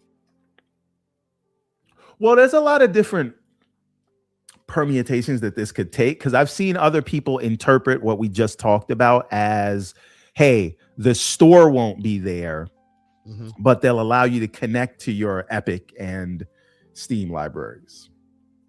Kind of like how buy they do the game on the Ally someplace now. Else. Yeah. Right, but you buy the game someplace else, and then it'll show up because they have an API for your entitlements, right? Maybe if you're lucky, that's what it would be. And for me, that would be no issue, because even today, I buy all my Steam games from the Steam PC, Steam mobile app. So I don't need to go to the Steam store to see my library, right? So if they have something that allows you to launch those things in the background, but again, I think if you want your box at the center of everything, you don't put those other stores there.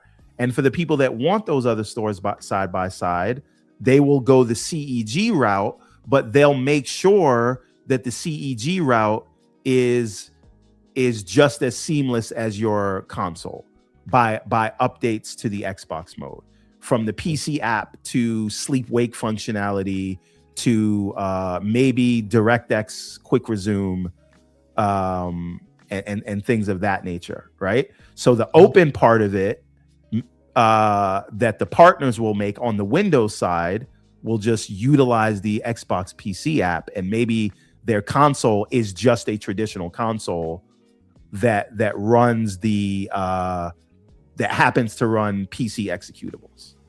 Yeah. From the Xbox PC store, because that's the platform going forward. Which let's be clear, it's a paradigm that doesn't exist today, but it's by people who invented the paradigm in the first place. So yeah, they can make an Xbox console play binaries from a PC if they so choose. It just hasn't been done yet. Right? People keep talking about how this thing can or cannot exist based on what they know and what exists. And what I always try to remind people is, when you're talking about a vendor who created the paradigm you now live under, just because it doesn't exist today doesn't mean it can't exist tomorrow. It's just how they execute it. Yeah, and again, it comes back to, if you are not going to include those stores in Helix, you better have some form of exclusivity, or there's no reason to buy that box. Yeah, because you will always be the reasoning that we were going under before was this box has value because it's a cheap way to get into PC gaming. It'll have a streamlined UI, and you'll have access to all your libraries from the other stores. Even though those things won't be exclusive, you'll have access to Steam. But again, if that's not what Sharma's interested in, because he actually wants to sell consoles and you buy games in her store, the only other way to do that is by having exclusive content that is not on your competitor platforms. Now, I'm not saying pull the stuff off Steam. I'm not a madman, right? You're still going to release on Steam, but you can't release them on PlayStation because that's going to be your direct competitor. But again, we don't know what this is going to be. Eastside Vandal 2025 member for a month. Shout out to Eastside Vandal. He says, fools hating will be playing on Xbox when Asha spends the competition out of business. Hashtag not a console warrior. Sure, sir. You are definitely not a console warrior with that kind of rhetoric. Absolutely. The great Korkenstein, who has been so generous, he has gifted 5 Gaming Circle memberships. Salute to you, Korkenstein. Shout out to you. I can't wait to see you in June, by the way. Very, very good brother. Always awesome hanging out with him. And I just want to be clear. There's 2 different paths here, right? One, you don't allow people to buy games on your console device. If they have a PC, obviously you do what you want on a PC. But your console, you don't allow them to buy games, but will you still have access to your Steam library, even though you have to buy them elsewhere, versus no Steam at all? And when they say PC, now they mean Xbox PC, right? So one thing, let me finish the super chats, because I also think I see something going on here. So we'll address this in a minute. See this going on. I think Paris knows something, and that's why he's lurking like yes. I see Paris like, if you need a link, Paris, why don't you come through and Paris says, let's hash this thing out. And then later on he follows up with interesting. Like, get out of here. Anyway, Day Reezy, $10 super chat. He says it's spelled Day Reezy with an A, not an E, with the Reezy. Finish Hooked on Phonics, then come holla at me, sir. I was kidding with you, but you're being sensitive. Apparently, you didn't know when to hold them or fold them. Jesus Christ. Y'all are just too spicy in the chat this morning. This is not right. This is not right. And Paris, I'm gonna come for you because you're getting under my skin with the and the fascinating and the interesting. Like, what are you doing? Anyway, Korkenstein. Also following up, after the great gifts that he left, he follows up with a follow super chat and says, Asha, the model that got us here won't be the one that takes us forward. Why are people pushing traditional models as the direction Xbox is heading? You know, that is one thing I will say. I'm sorry, really quick. I just realized that. Was that a Kenny Rogers lyric? Yes, no one to hold them, when to fold them. Okay, of course. Hey, great beans in the building. Leave them alone. It just hit me. Okay, sorry. Go ahead. It took a while. when it comes to this, I always find it interesting, and in gaming specifically, I find this happening a lot. Xbox, PlayStation will do something that no one does really in general, and then it becomes something that people know and like, and becomes part of the parlance, right? It becomes part of the stuff. Similarly with Nintendo, they'll do something and it becomes part of the parlance. It becomes part of the gaming culture, zeitgeist, whatever. But Xbox, seemingly of their own accord, or possibly because they have reached the threshold in the mind's eye of the consumer, whenever they do something, they are always expected to use a model that has been built by the other guys. And when they do something that doesn't seem to fit those other guys' model, there's nothing but pitchforks and gloom and doom. What do you say to that, everyone? To what Quirk is saying here? Right? Why are people pushing traditional models as the direction that Xbox is heading? Why must they always follow the existing path for it to be good? Why can't they blaze their own trail? So the answer to that, until they prove otherwise, right, is even they will tell you that they are a challenger brand, even though they've been in the game for 25 years, right? Mm-hmm. So they do need to try new things in order to elevate their position in the market if they want to take share, right? Yeah. But they're still a challenger brand now, and so until they can take back share, people are going to question the non-traditional routes that they take. Now, if it shows that those things are working, then people will have to shut up and kind of kick rocks. But until then, until they're no longer the challenger brand, because people don't say Nintendo's a challenger brand, people don't say PlayStation's a challenger brands, and they're doing the traditional things. So that naturally someone would think, well, you're not doing what the guys who aren't challengers are, and what they're doing is working for them. So they're going to say, well, why are you doing something different? And they're going to ascribe you still being a challenger brand to the different things that you're doing. And again, I see it from the flip side, which is the traditional model favors the incumbent. If you are a challenger brand, you need to do something different. The question is that different thing the right thing? Yeah, of course. And you'll know it's the right thing based just because it's different doesn't mean it is the right thing. But just because it's not traditional doesn't mean it's the wrong thing. Well, but I guess the point I was trying to make, and I think what Quirkenstein's driving here is, and this is a larger point, but in general, it seems that the others who, and rightly so, are no longer challenger brands, have earned that status in the mind's eye of those who pay attention to this stuff. So as they change things, win or lose, they are allowed to make those mistakes. They're allowed to do those experiments in those ways. And when they succeed, right, we have the Nintendo Direct that then becomes something that's a model that everyone follows, right? Even in the instances where Xbox succeeds in that, it's never used to their benefit. They always are at the back foot, because to the point you've made, in the mind's eye of the consumer, they are continuing to be the challenger brand. So Nintendo will do Nintendo Direct and everybody will follow suit and it's all good. But when Microsoft has achievements, everybody will follow it and never give them credit for achievements. You know what I'm saying? And keep asking, well, why don't you do the other guys? It's just something that keeps happening over and over and over again. But exactly to your point, it is for them to solve that problem, because in the mind's eye of the consumer base, they have not convinced. It is what it is. Mr. Two Opinionated $2 super chat. He says it didn't work. That's why. Well, yeah. Lay it flat, why don't you? Slumbo Backslap with a $2 super chat. He says a wannabe challenger brand is Sonic. Oh, wow. Okay. You know what a wannabe challenger brand is? Astrobot. Sonic is tried and true and been here for 30 years and counting. I mean, if you want to hurt him, I wouldn't. He has movies. He has more merch than your favorite mascot. Oh boy! And he got almost 2 billion downloads on mobile. So you come for the king, you best not miss. Is all I'm saying. Talking about Sonic.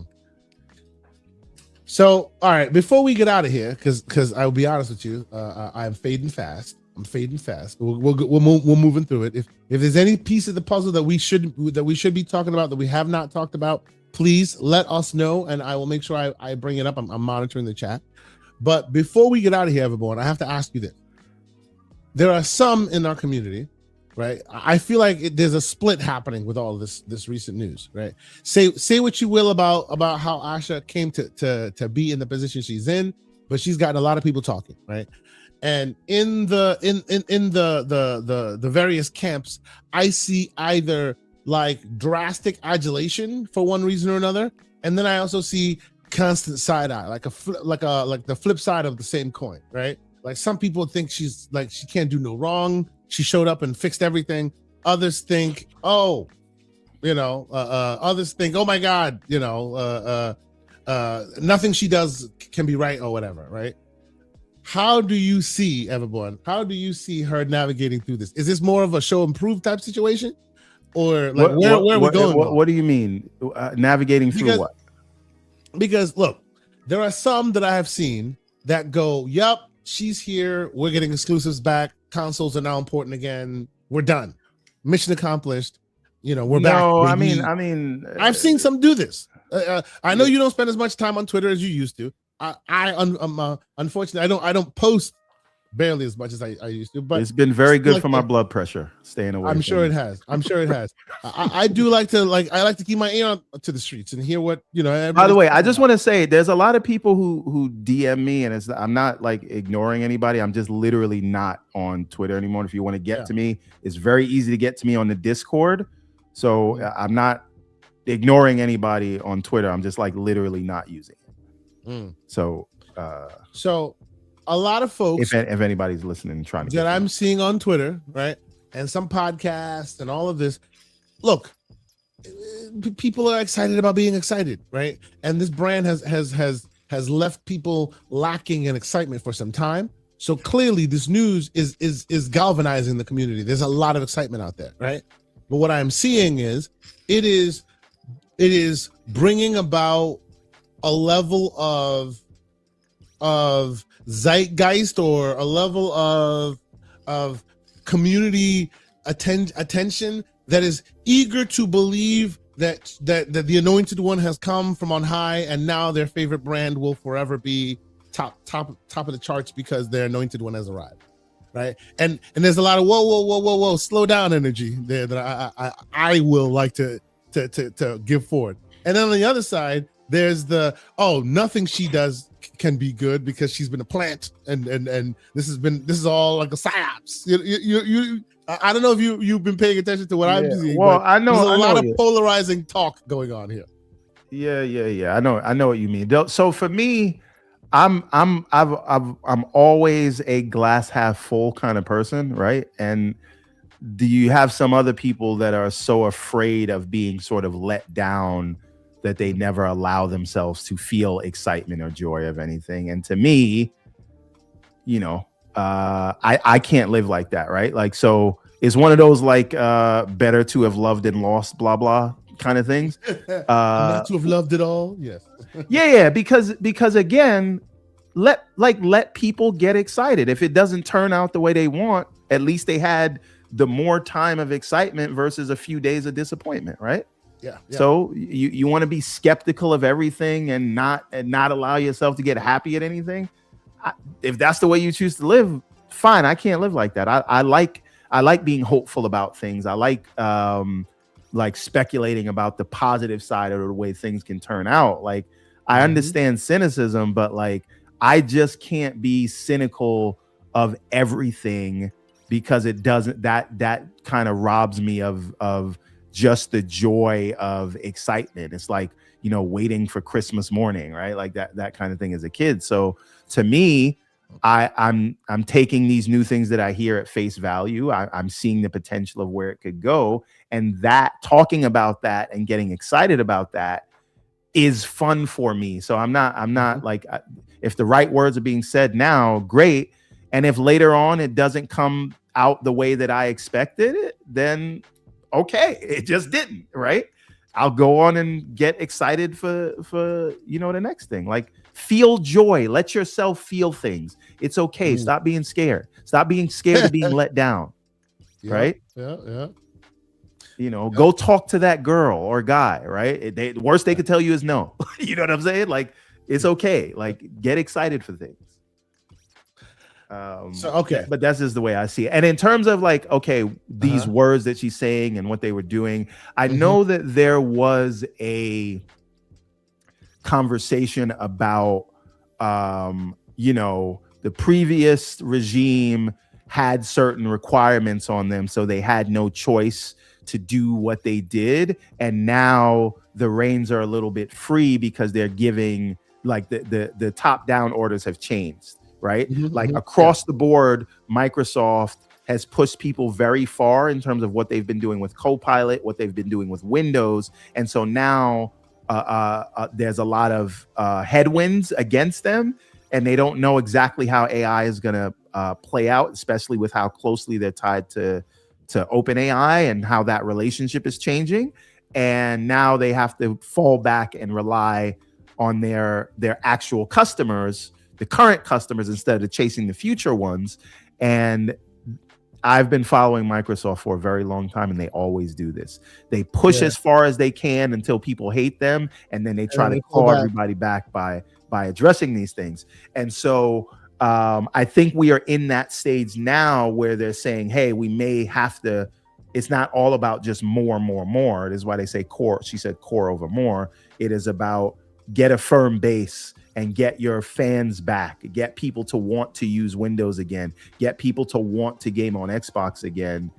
And then we can force AI on them later. But for now, we have to do a more customer-centric focus. And so people say, because again, as we said in the beginning, all this stuff is a direct repudiation of whatever the old the old regime was doing, right? And so should we listen to any of this, or is this all just fluff? And at the end of the day, maybe the directive from on high was different with the previous administration, but the previous regime could not deliver this stuff because of all of the things that they've gone back on. So all of these announcements that are being made today that excite us again, people would have questioned them if they came from Phil or Sarah. Unfortunately, whether you like it or love it. I don't disagree. Right? And again, we cannot pretend that Phil and Sarah didn't make unforced errors, right? Nobody told, like, you may have had top-down margin requirements, but nobody forced you to wear a PlayStation. Like Satya and Amy Hood did not force the Halo Studios people to wear a PlayStation shirt when they're announcing a new Halo game. Forget about whether they're going to put it on PlayStation. Hold on. Let me finish. I got 3 points, and then you can respond. That part matters. They were releasing a game on PlayStation, so wearing a PlayStation shirt's allowed, I think. They were releasing a game on PlayStation. Okay. Whether you like them releasing the game on PlayStation or not. Okay. It's a bad move to do that. It spits in the face of your fans. You could release it on PlayStation without doing that. Okay. No, hold on. No, wait. When Sony announces Helldivers on Xbox, do you see them wearing Xbox shirts? You see executives wearing Xbox shirts? No, you don't.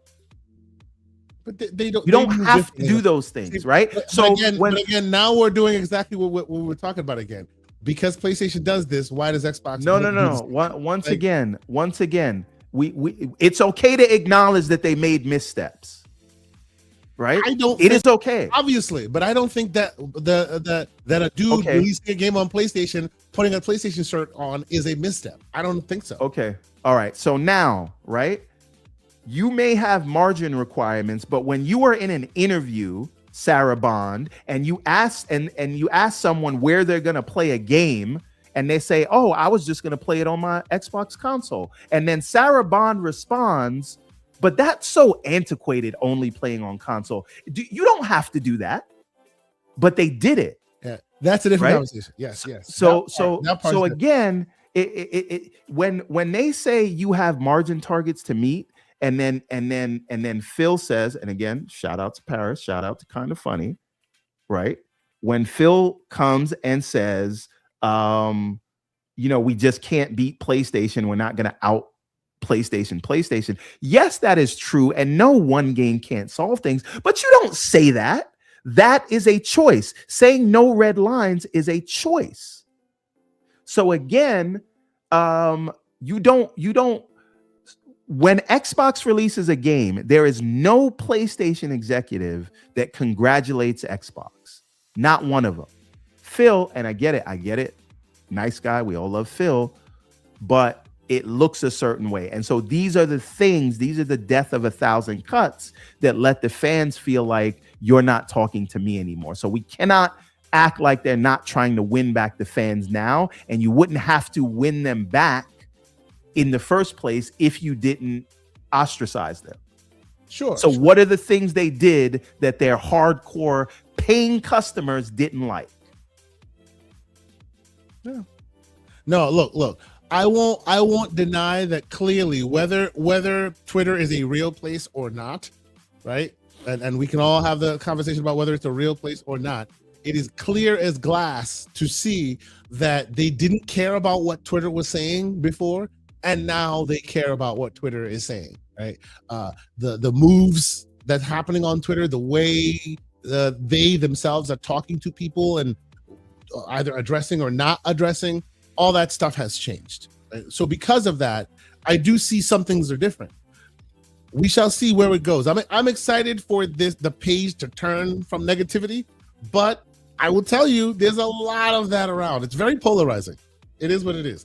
So but anyway, for all I will say, just to finish the conversation we were talking about there, I hear you, right? And the death from 1,000 cuts a point you made, very, very valid, no doubt, right?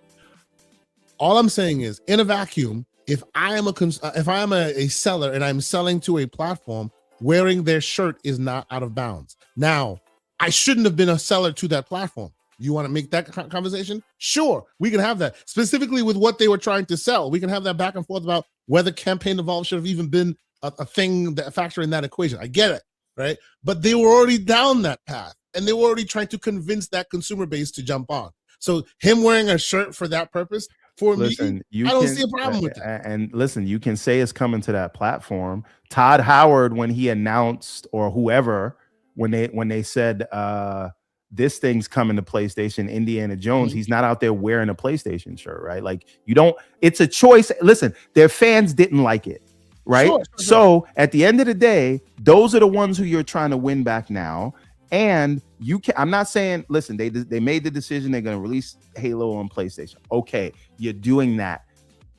There's people that don't like that, and they're just going to have to feel how they feel about that. But on top of knowing that they're not going to like that, the idea that they didn't even think wearing a PlayStation shirt at the announcement of a new Halo game wasn't going to upset people, right? And all I'm saying is, you don't have to win back people that you didn't piss off in the first place. No, and now they're trying to win back people. So they didn't do everything correctly. Clearly, either our audience is either console warriors or they agree with you, which is fine. And guess what? I say this as somebody who doesn't care about the logos. Oh, well, see, I don't care about that. I did think it was an unforced error. Yeah, and wearing a PlayStation shirt to announce a new Halo game. So we can have different thoughts in our mind. The great Pixel with G with the $2 super chat. He says, take the last one on this one, Kay. That was Adam Energy. Okay. Hey, look, I think it's low-hanging fruit. I think it is a righteous debate to say, why were they there in the first place? That is righteous for me. But how they try to convince the consumer base that they have been charged to convince, that's low-hanging fruit. To me, I don't care about that stuff, but I hear y'all. Slow-mo backslap, the great slow-mo backslap, $10 super chat. He says, when I interviewed at Under Armour in college for an internship, they told me you better not wear anything from Nike here. Being passionate about your brand should be expected from employees. Absolutely. 100%, right? But I guess my fundamental back and forth there is, I feel like the energy that led him to feel like he could do that was beyond this. This wasn't him having a crazy idea and now people mad at him, right? That was the whole energy of the time. So him doing that was just a symptom of that energy and not the actual problem itself. You can't hate the player, you hate the game. And he was just a player on the field that was told to do what he was doing. Well, who was just a player on the field? The dev, right? He's told to sell to PlayStation. Who? Right? Nah. Yes. Yes. Listen. Who made the call for him to wear a PlayStation shirt? Well, but that's my point, right? Let me ask you a question. Okay, I'll ask you a question. Let me ask you a question. If you open the field to allow this kind of energy and it happens, you can't then get mad about it. Right? No, yes, you can. Yes, you can. You know why? Though is you don't open the field to let this kind of thing happen in the first place. No. I'll tell you why. Right? How many games that Xbox makes and owns go to PlayStation, and how many of them wear a PlayStation T-shirt when announcing that game? There is only one. So this is not a necessary requirement to do. They wanted to do that, and nobody liked it. I get it. The point I'm trying to make is, at the end of the day, since the brand consciousness wasn't there in the company at the time, right? To the point where, hey, our brand competition is better than theirs, and we want to keep that, right? The whole to the point that Slomo's making, right? The whole Under Armour versus Nike energy, right? If Nike allows you to walk around their campus with Under Armour on 2, 3, 4 times, and then you go further and further and further, it's Under Armour's fault, not yours. That's all I'm saying, right? The problem is Under Armour allowing you to walk around with Nike on the whole damn time, and now people mad at you for wearing Nike. Listen. This is not about the individual dev. This is about that's my point. Previous, yeah. But nobody made it about the individual dev. What we're talking about is the senior leadership team and the difference between then and now and what kind of thing was allowed. I'll give you one more example and we can get off this topic. Okay. The previous mode of operation was the online talk is just noise. We don't have to answer it. Now, you see Sean Lade saying something stupid on LinkedIn in your own hood, you run up on him. Let's have a chat. Asha Sharma. You see Nib spreading some FUD. I don't like mentioning names, but this is important here. Jason Ronald, the wizard, Gandalf the Grey, as we call him, on his neck, shutting down these rumors. Right? You see this rumor spreading that Fable's gonna get delayed. Shut that down before the workday starts on Monday. Right? The previous leadership team would have said it's noise and we can't answer everything, so we just don't answer anything and just let bad news fester. And it doesn't seem like they are doing it now. And so the messaging right now does feel like it is more centralized, and it does seem like a new day in terms of communication and listening to people. So again, just because you have certain top-down mandates, it's not what you do, but it is how you do it. So it's me, the broke boy, with a $5 super chat. He says, don't like that he wore a shirt, but understand why he did it. Why he did. It's coming to a new platform, like South of Midnight devs announcing PlayStation PS5 ports at TGAs, right? Yeah, that's all I'm saying, right? Like, yeah, but again, they are employees fulfilling a role. Now, how they fulfill that role, if you don't give them strict guidelines, then they'll go off the beaten path. Like they did. Hold on. Let me say something. Then you hate the game. You don't hate the player. No. Hold on. These are the kind of choices I'll be talking about. So you want to bring up South of Midnight? Listen, at the TGAs, South of Midnight won the Impact Award. Right? Mm-hmm. What is the Impact Award for? Hold on. Wait. Let me say it. What is the Impact Award for? I don't need you to say it, but okay. Right? So you had Ahmad Best, who was the motion capture director in the game. You had him there with you, so you can't say you didn't have nobody there. You forgot to bring up a black person in a game that to win your Impact Award, but you remember to mention how the game is coming to PS5. So we gonna move quickly along, but so you don't want to get me started on the decisions that they made. I don't. But no. You know why? Because I will say that they did win a BAFTA recently, And that same problem happened this time around Okay. as well. We'll move on. We'll The move game on. about black people, black culture, and when the awards come up, you don't bring up the black people who helped work on the game. DJ But you do Vertigo remember to mention _ how you can't wait for it to come to PS5. $5 super chat. Moving along. Says the only thing wearing that T-shirt did was upset the fan base. It did nothing for marketing or selling the game on PS. Facts. So why wear it? I'm with everyone. Hey, like I said, these are just opinions, folks. It is what it is. I understand that the fan base didn't like it. It's fine. I just didn't think it raised to that level. But once again, here it is. Floodzilla with a $5 super chat. He says platform is irrelevant anyway. Lisa Sue tapping both their pockets. Stop it. What do you mean Lisa Sue's tapping both their pockets? Sir, I hear recently you got yourself an RTX card. How about you calm down, man? Why are you putting your business out there, K. Asante? He might not have wanted everybody to know that. Isn't he the one who's talking about Lisa Sue tapping our pockets? Now people need to know you have betrayed your oath, sir. You have betrayed your oath. Anyway, I'll go on this long rant to say the one thing that we said, both of you and I said that she could change in the short term, because most of these announcements are things that were already in the pipeline, like Helix and all this other stuff. Yep. But the thing that she could do in the short term is get the messaging in line. And I think she has been doing a stellar job at that. So that is the thing I give Asha credit for. The messaging is way better. I think you and I have no disagreement on that. I think if nothing else, on messaging, how they're delivering the message to the people are excited. I think it's great. I think it's great. I look forward to seeing how all of that matures. We'll see where it lands. But so far, how they're delivering the message has been expert, and I have no notes on that either. For those who think I don't want to have this conversation, I've been having this conversation for weeks in the Discord, bro. Join us there.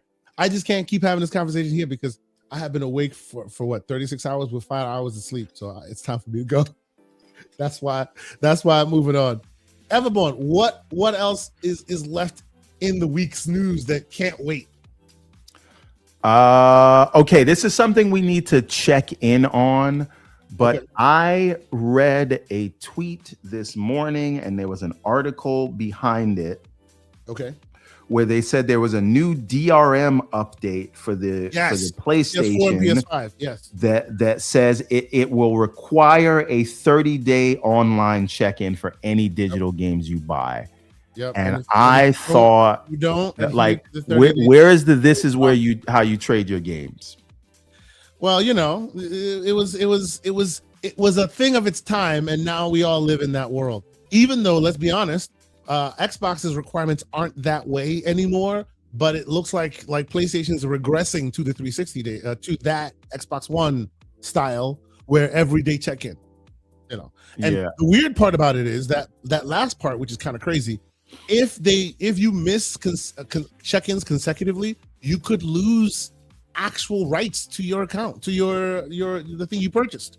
If it doesn't, that's the part I want to follow up on. So it's one thing if they say you can't play it, but are they saying you purchased it and now we're going to remove it from your purchase library? Like there's no, and you have to purchase it again if you want to play it. I don't know that is true, so I don't want to spread like thing that's not confirmed. It is still crazy to have a 30-day check-in, but that is a different thing from if you don't check in every 30 days, you lose the game you bought. And I don't think that if that is the case, I think that is a bug, because that's literally stealing. See, right? If that is the case, I bet you hear the EU. That's a class action lawsuit waiting to happen. Even in the US, they wouldn't allow that. Yeah. Well, we'll see if it lands, but I heard that rumor as well. I haven't seen too much real reporting on it yet, so I just kind of left it in rumor territory. But yeah, I have heard that is a conversation that's happening. Yeah, but like I said, I don't want to spread this idea that you'll lose the game if you don't check in 30 days. Yeah. Right now it's all in speculation time. But even a 30-day check-in, I just think is ironic considering all the hell that Xbox One took for that. But Lucius with a 5, he says, notice Soros came out and no one. Wait, Soros came out?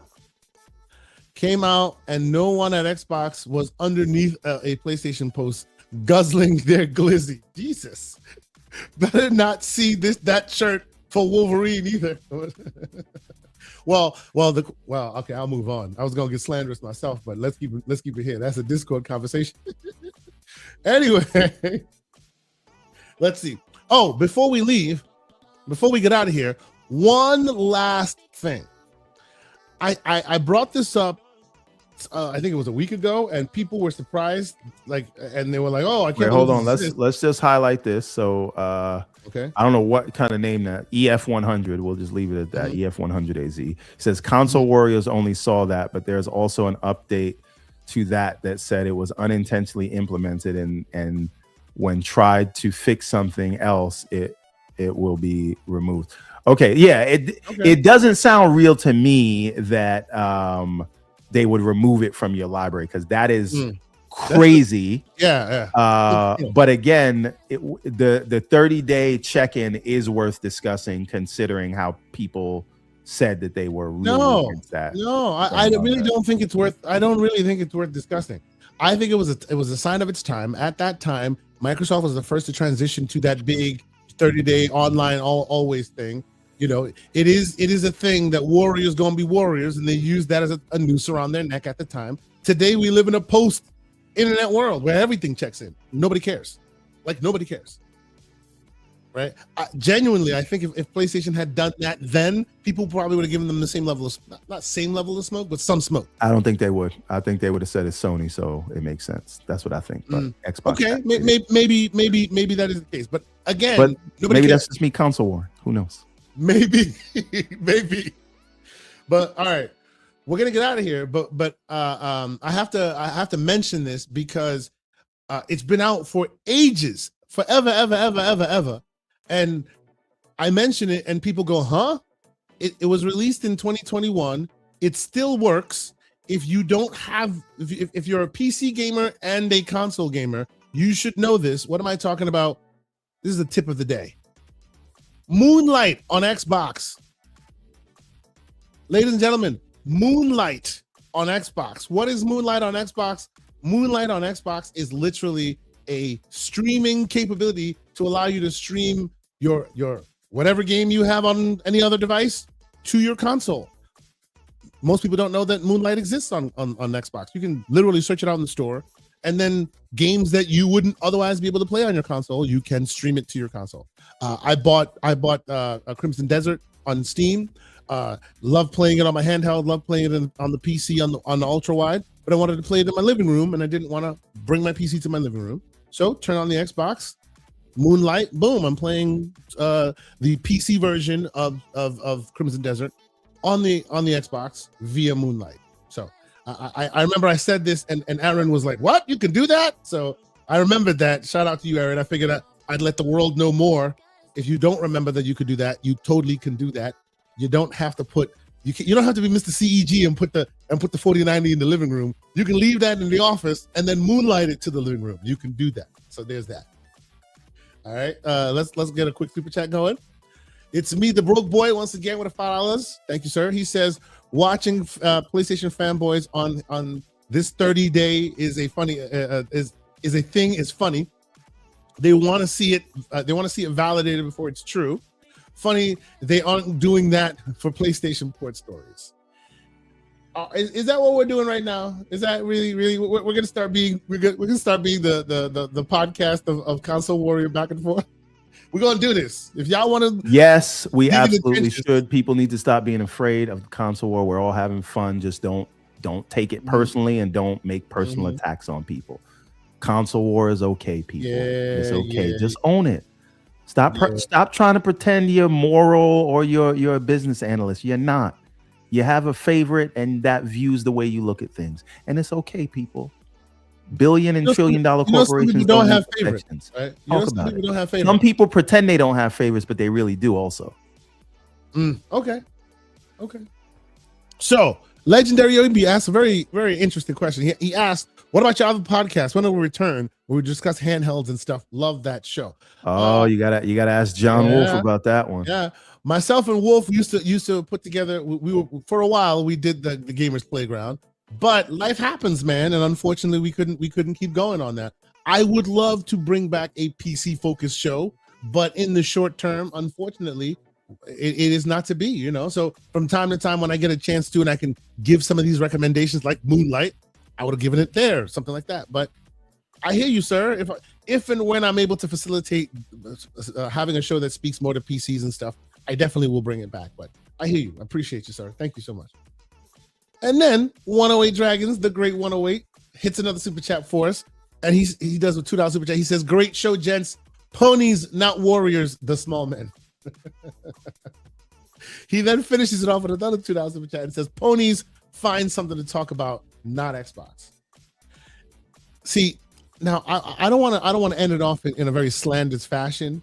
He is a business analyst, but I will ask, what do mainly PlayStation focused channels talk about? Because there's not a lot of PlayStation focused news, and I don't mean that in a slanderous way. It's just I'm trying to, you know, keep it more. Listen, let's stop this. Yeah.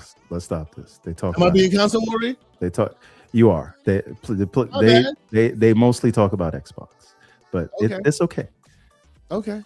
Well, hey, I wasn't trying to be console. I'm just saying, genuinely, I just wanted to know. But anyway, Corkestein, $5 super chat, says PlayStation has not made an official statement. That clarification came from fanboys. Does it play from, quote, anonymous sources? Because he's talking about the insiders. Broke Boy back with $10. Thank you so much. He says, "I like them all.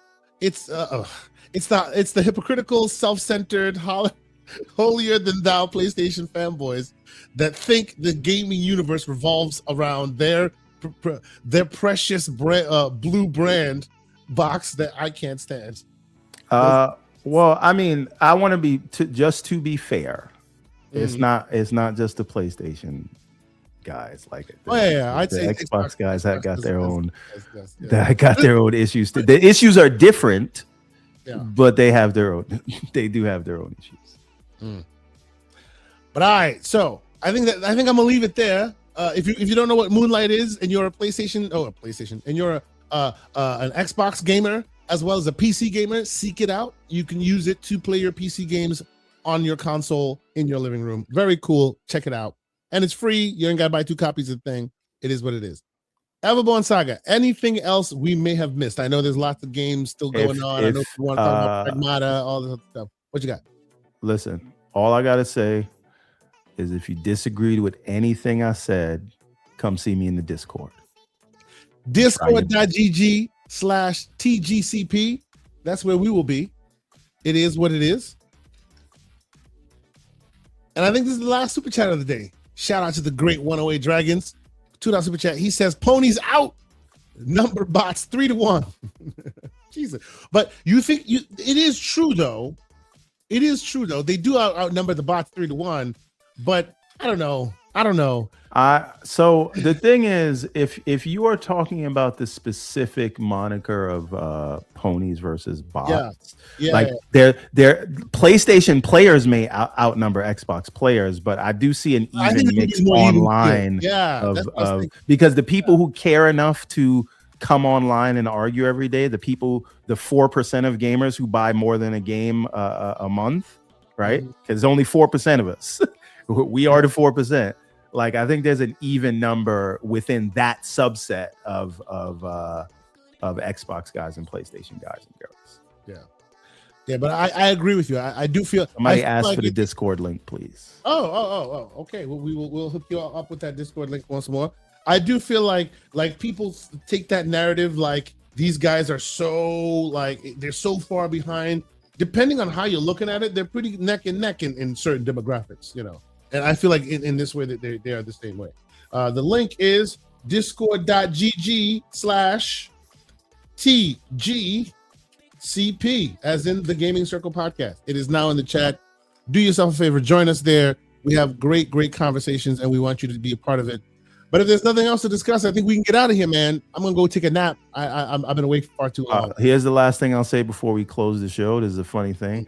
There's a lot of people that, when Phil said no red lines, that they hated exclusives. And there's now a lot of those same people that went with the potential of exclusivity coming back, they are celebrating. And I'd like somebody to square that circle for me.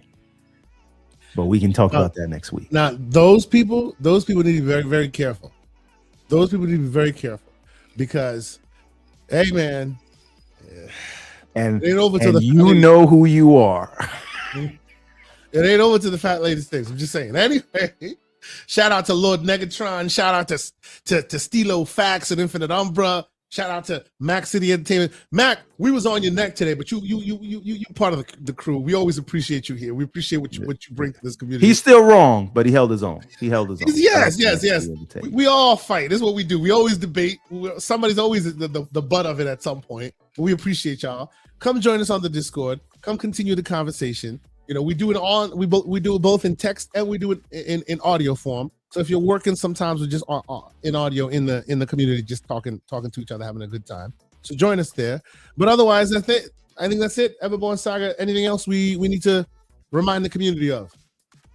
No, just like I said, if you disagree with anything, come argue with us in the Discord. You can talk to us directly. Indeed. I will be in heading towards the June showcase time frames. I've already made my plans for it. So shout out to all the folks who will be able to make it. If you can, please try to do so.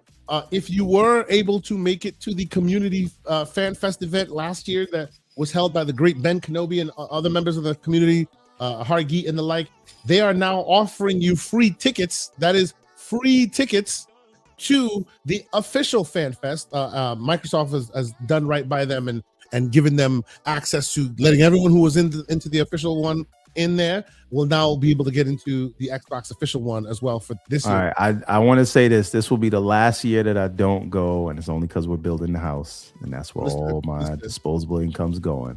But again, unless y'all want to fund this coverage of me going there, other than that, 2027 for me.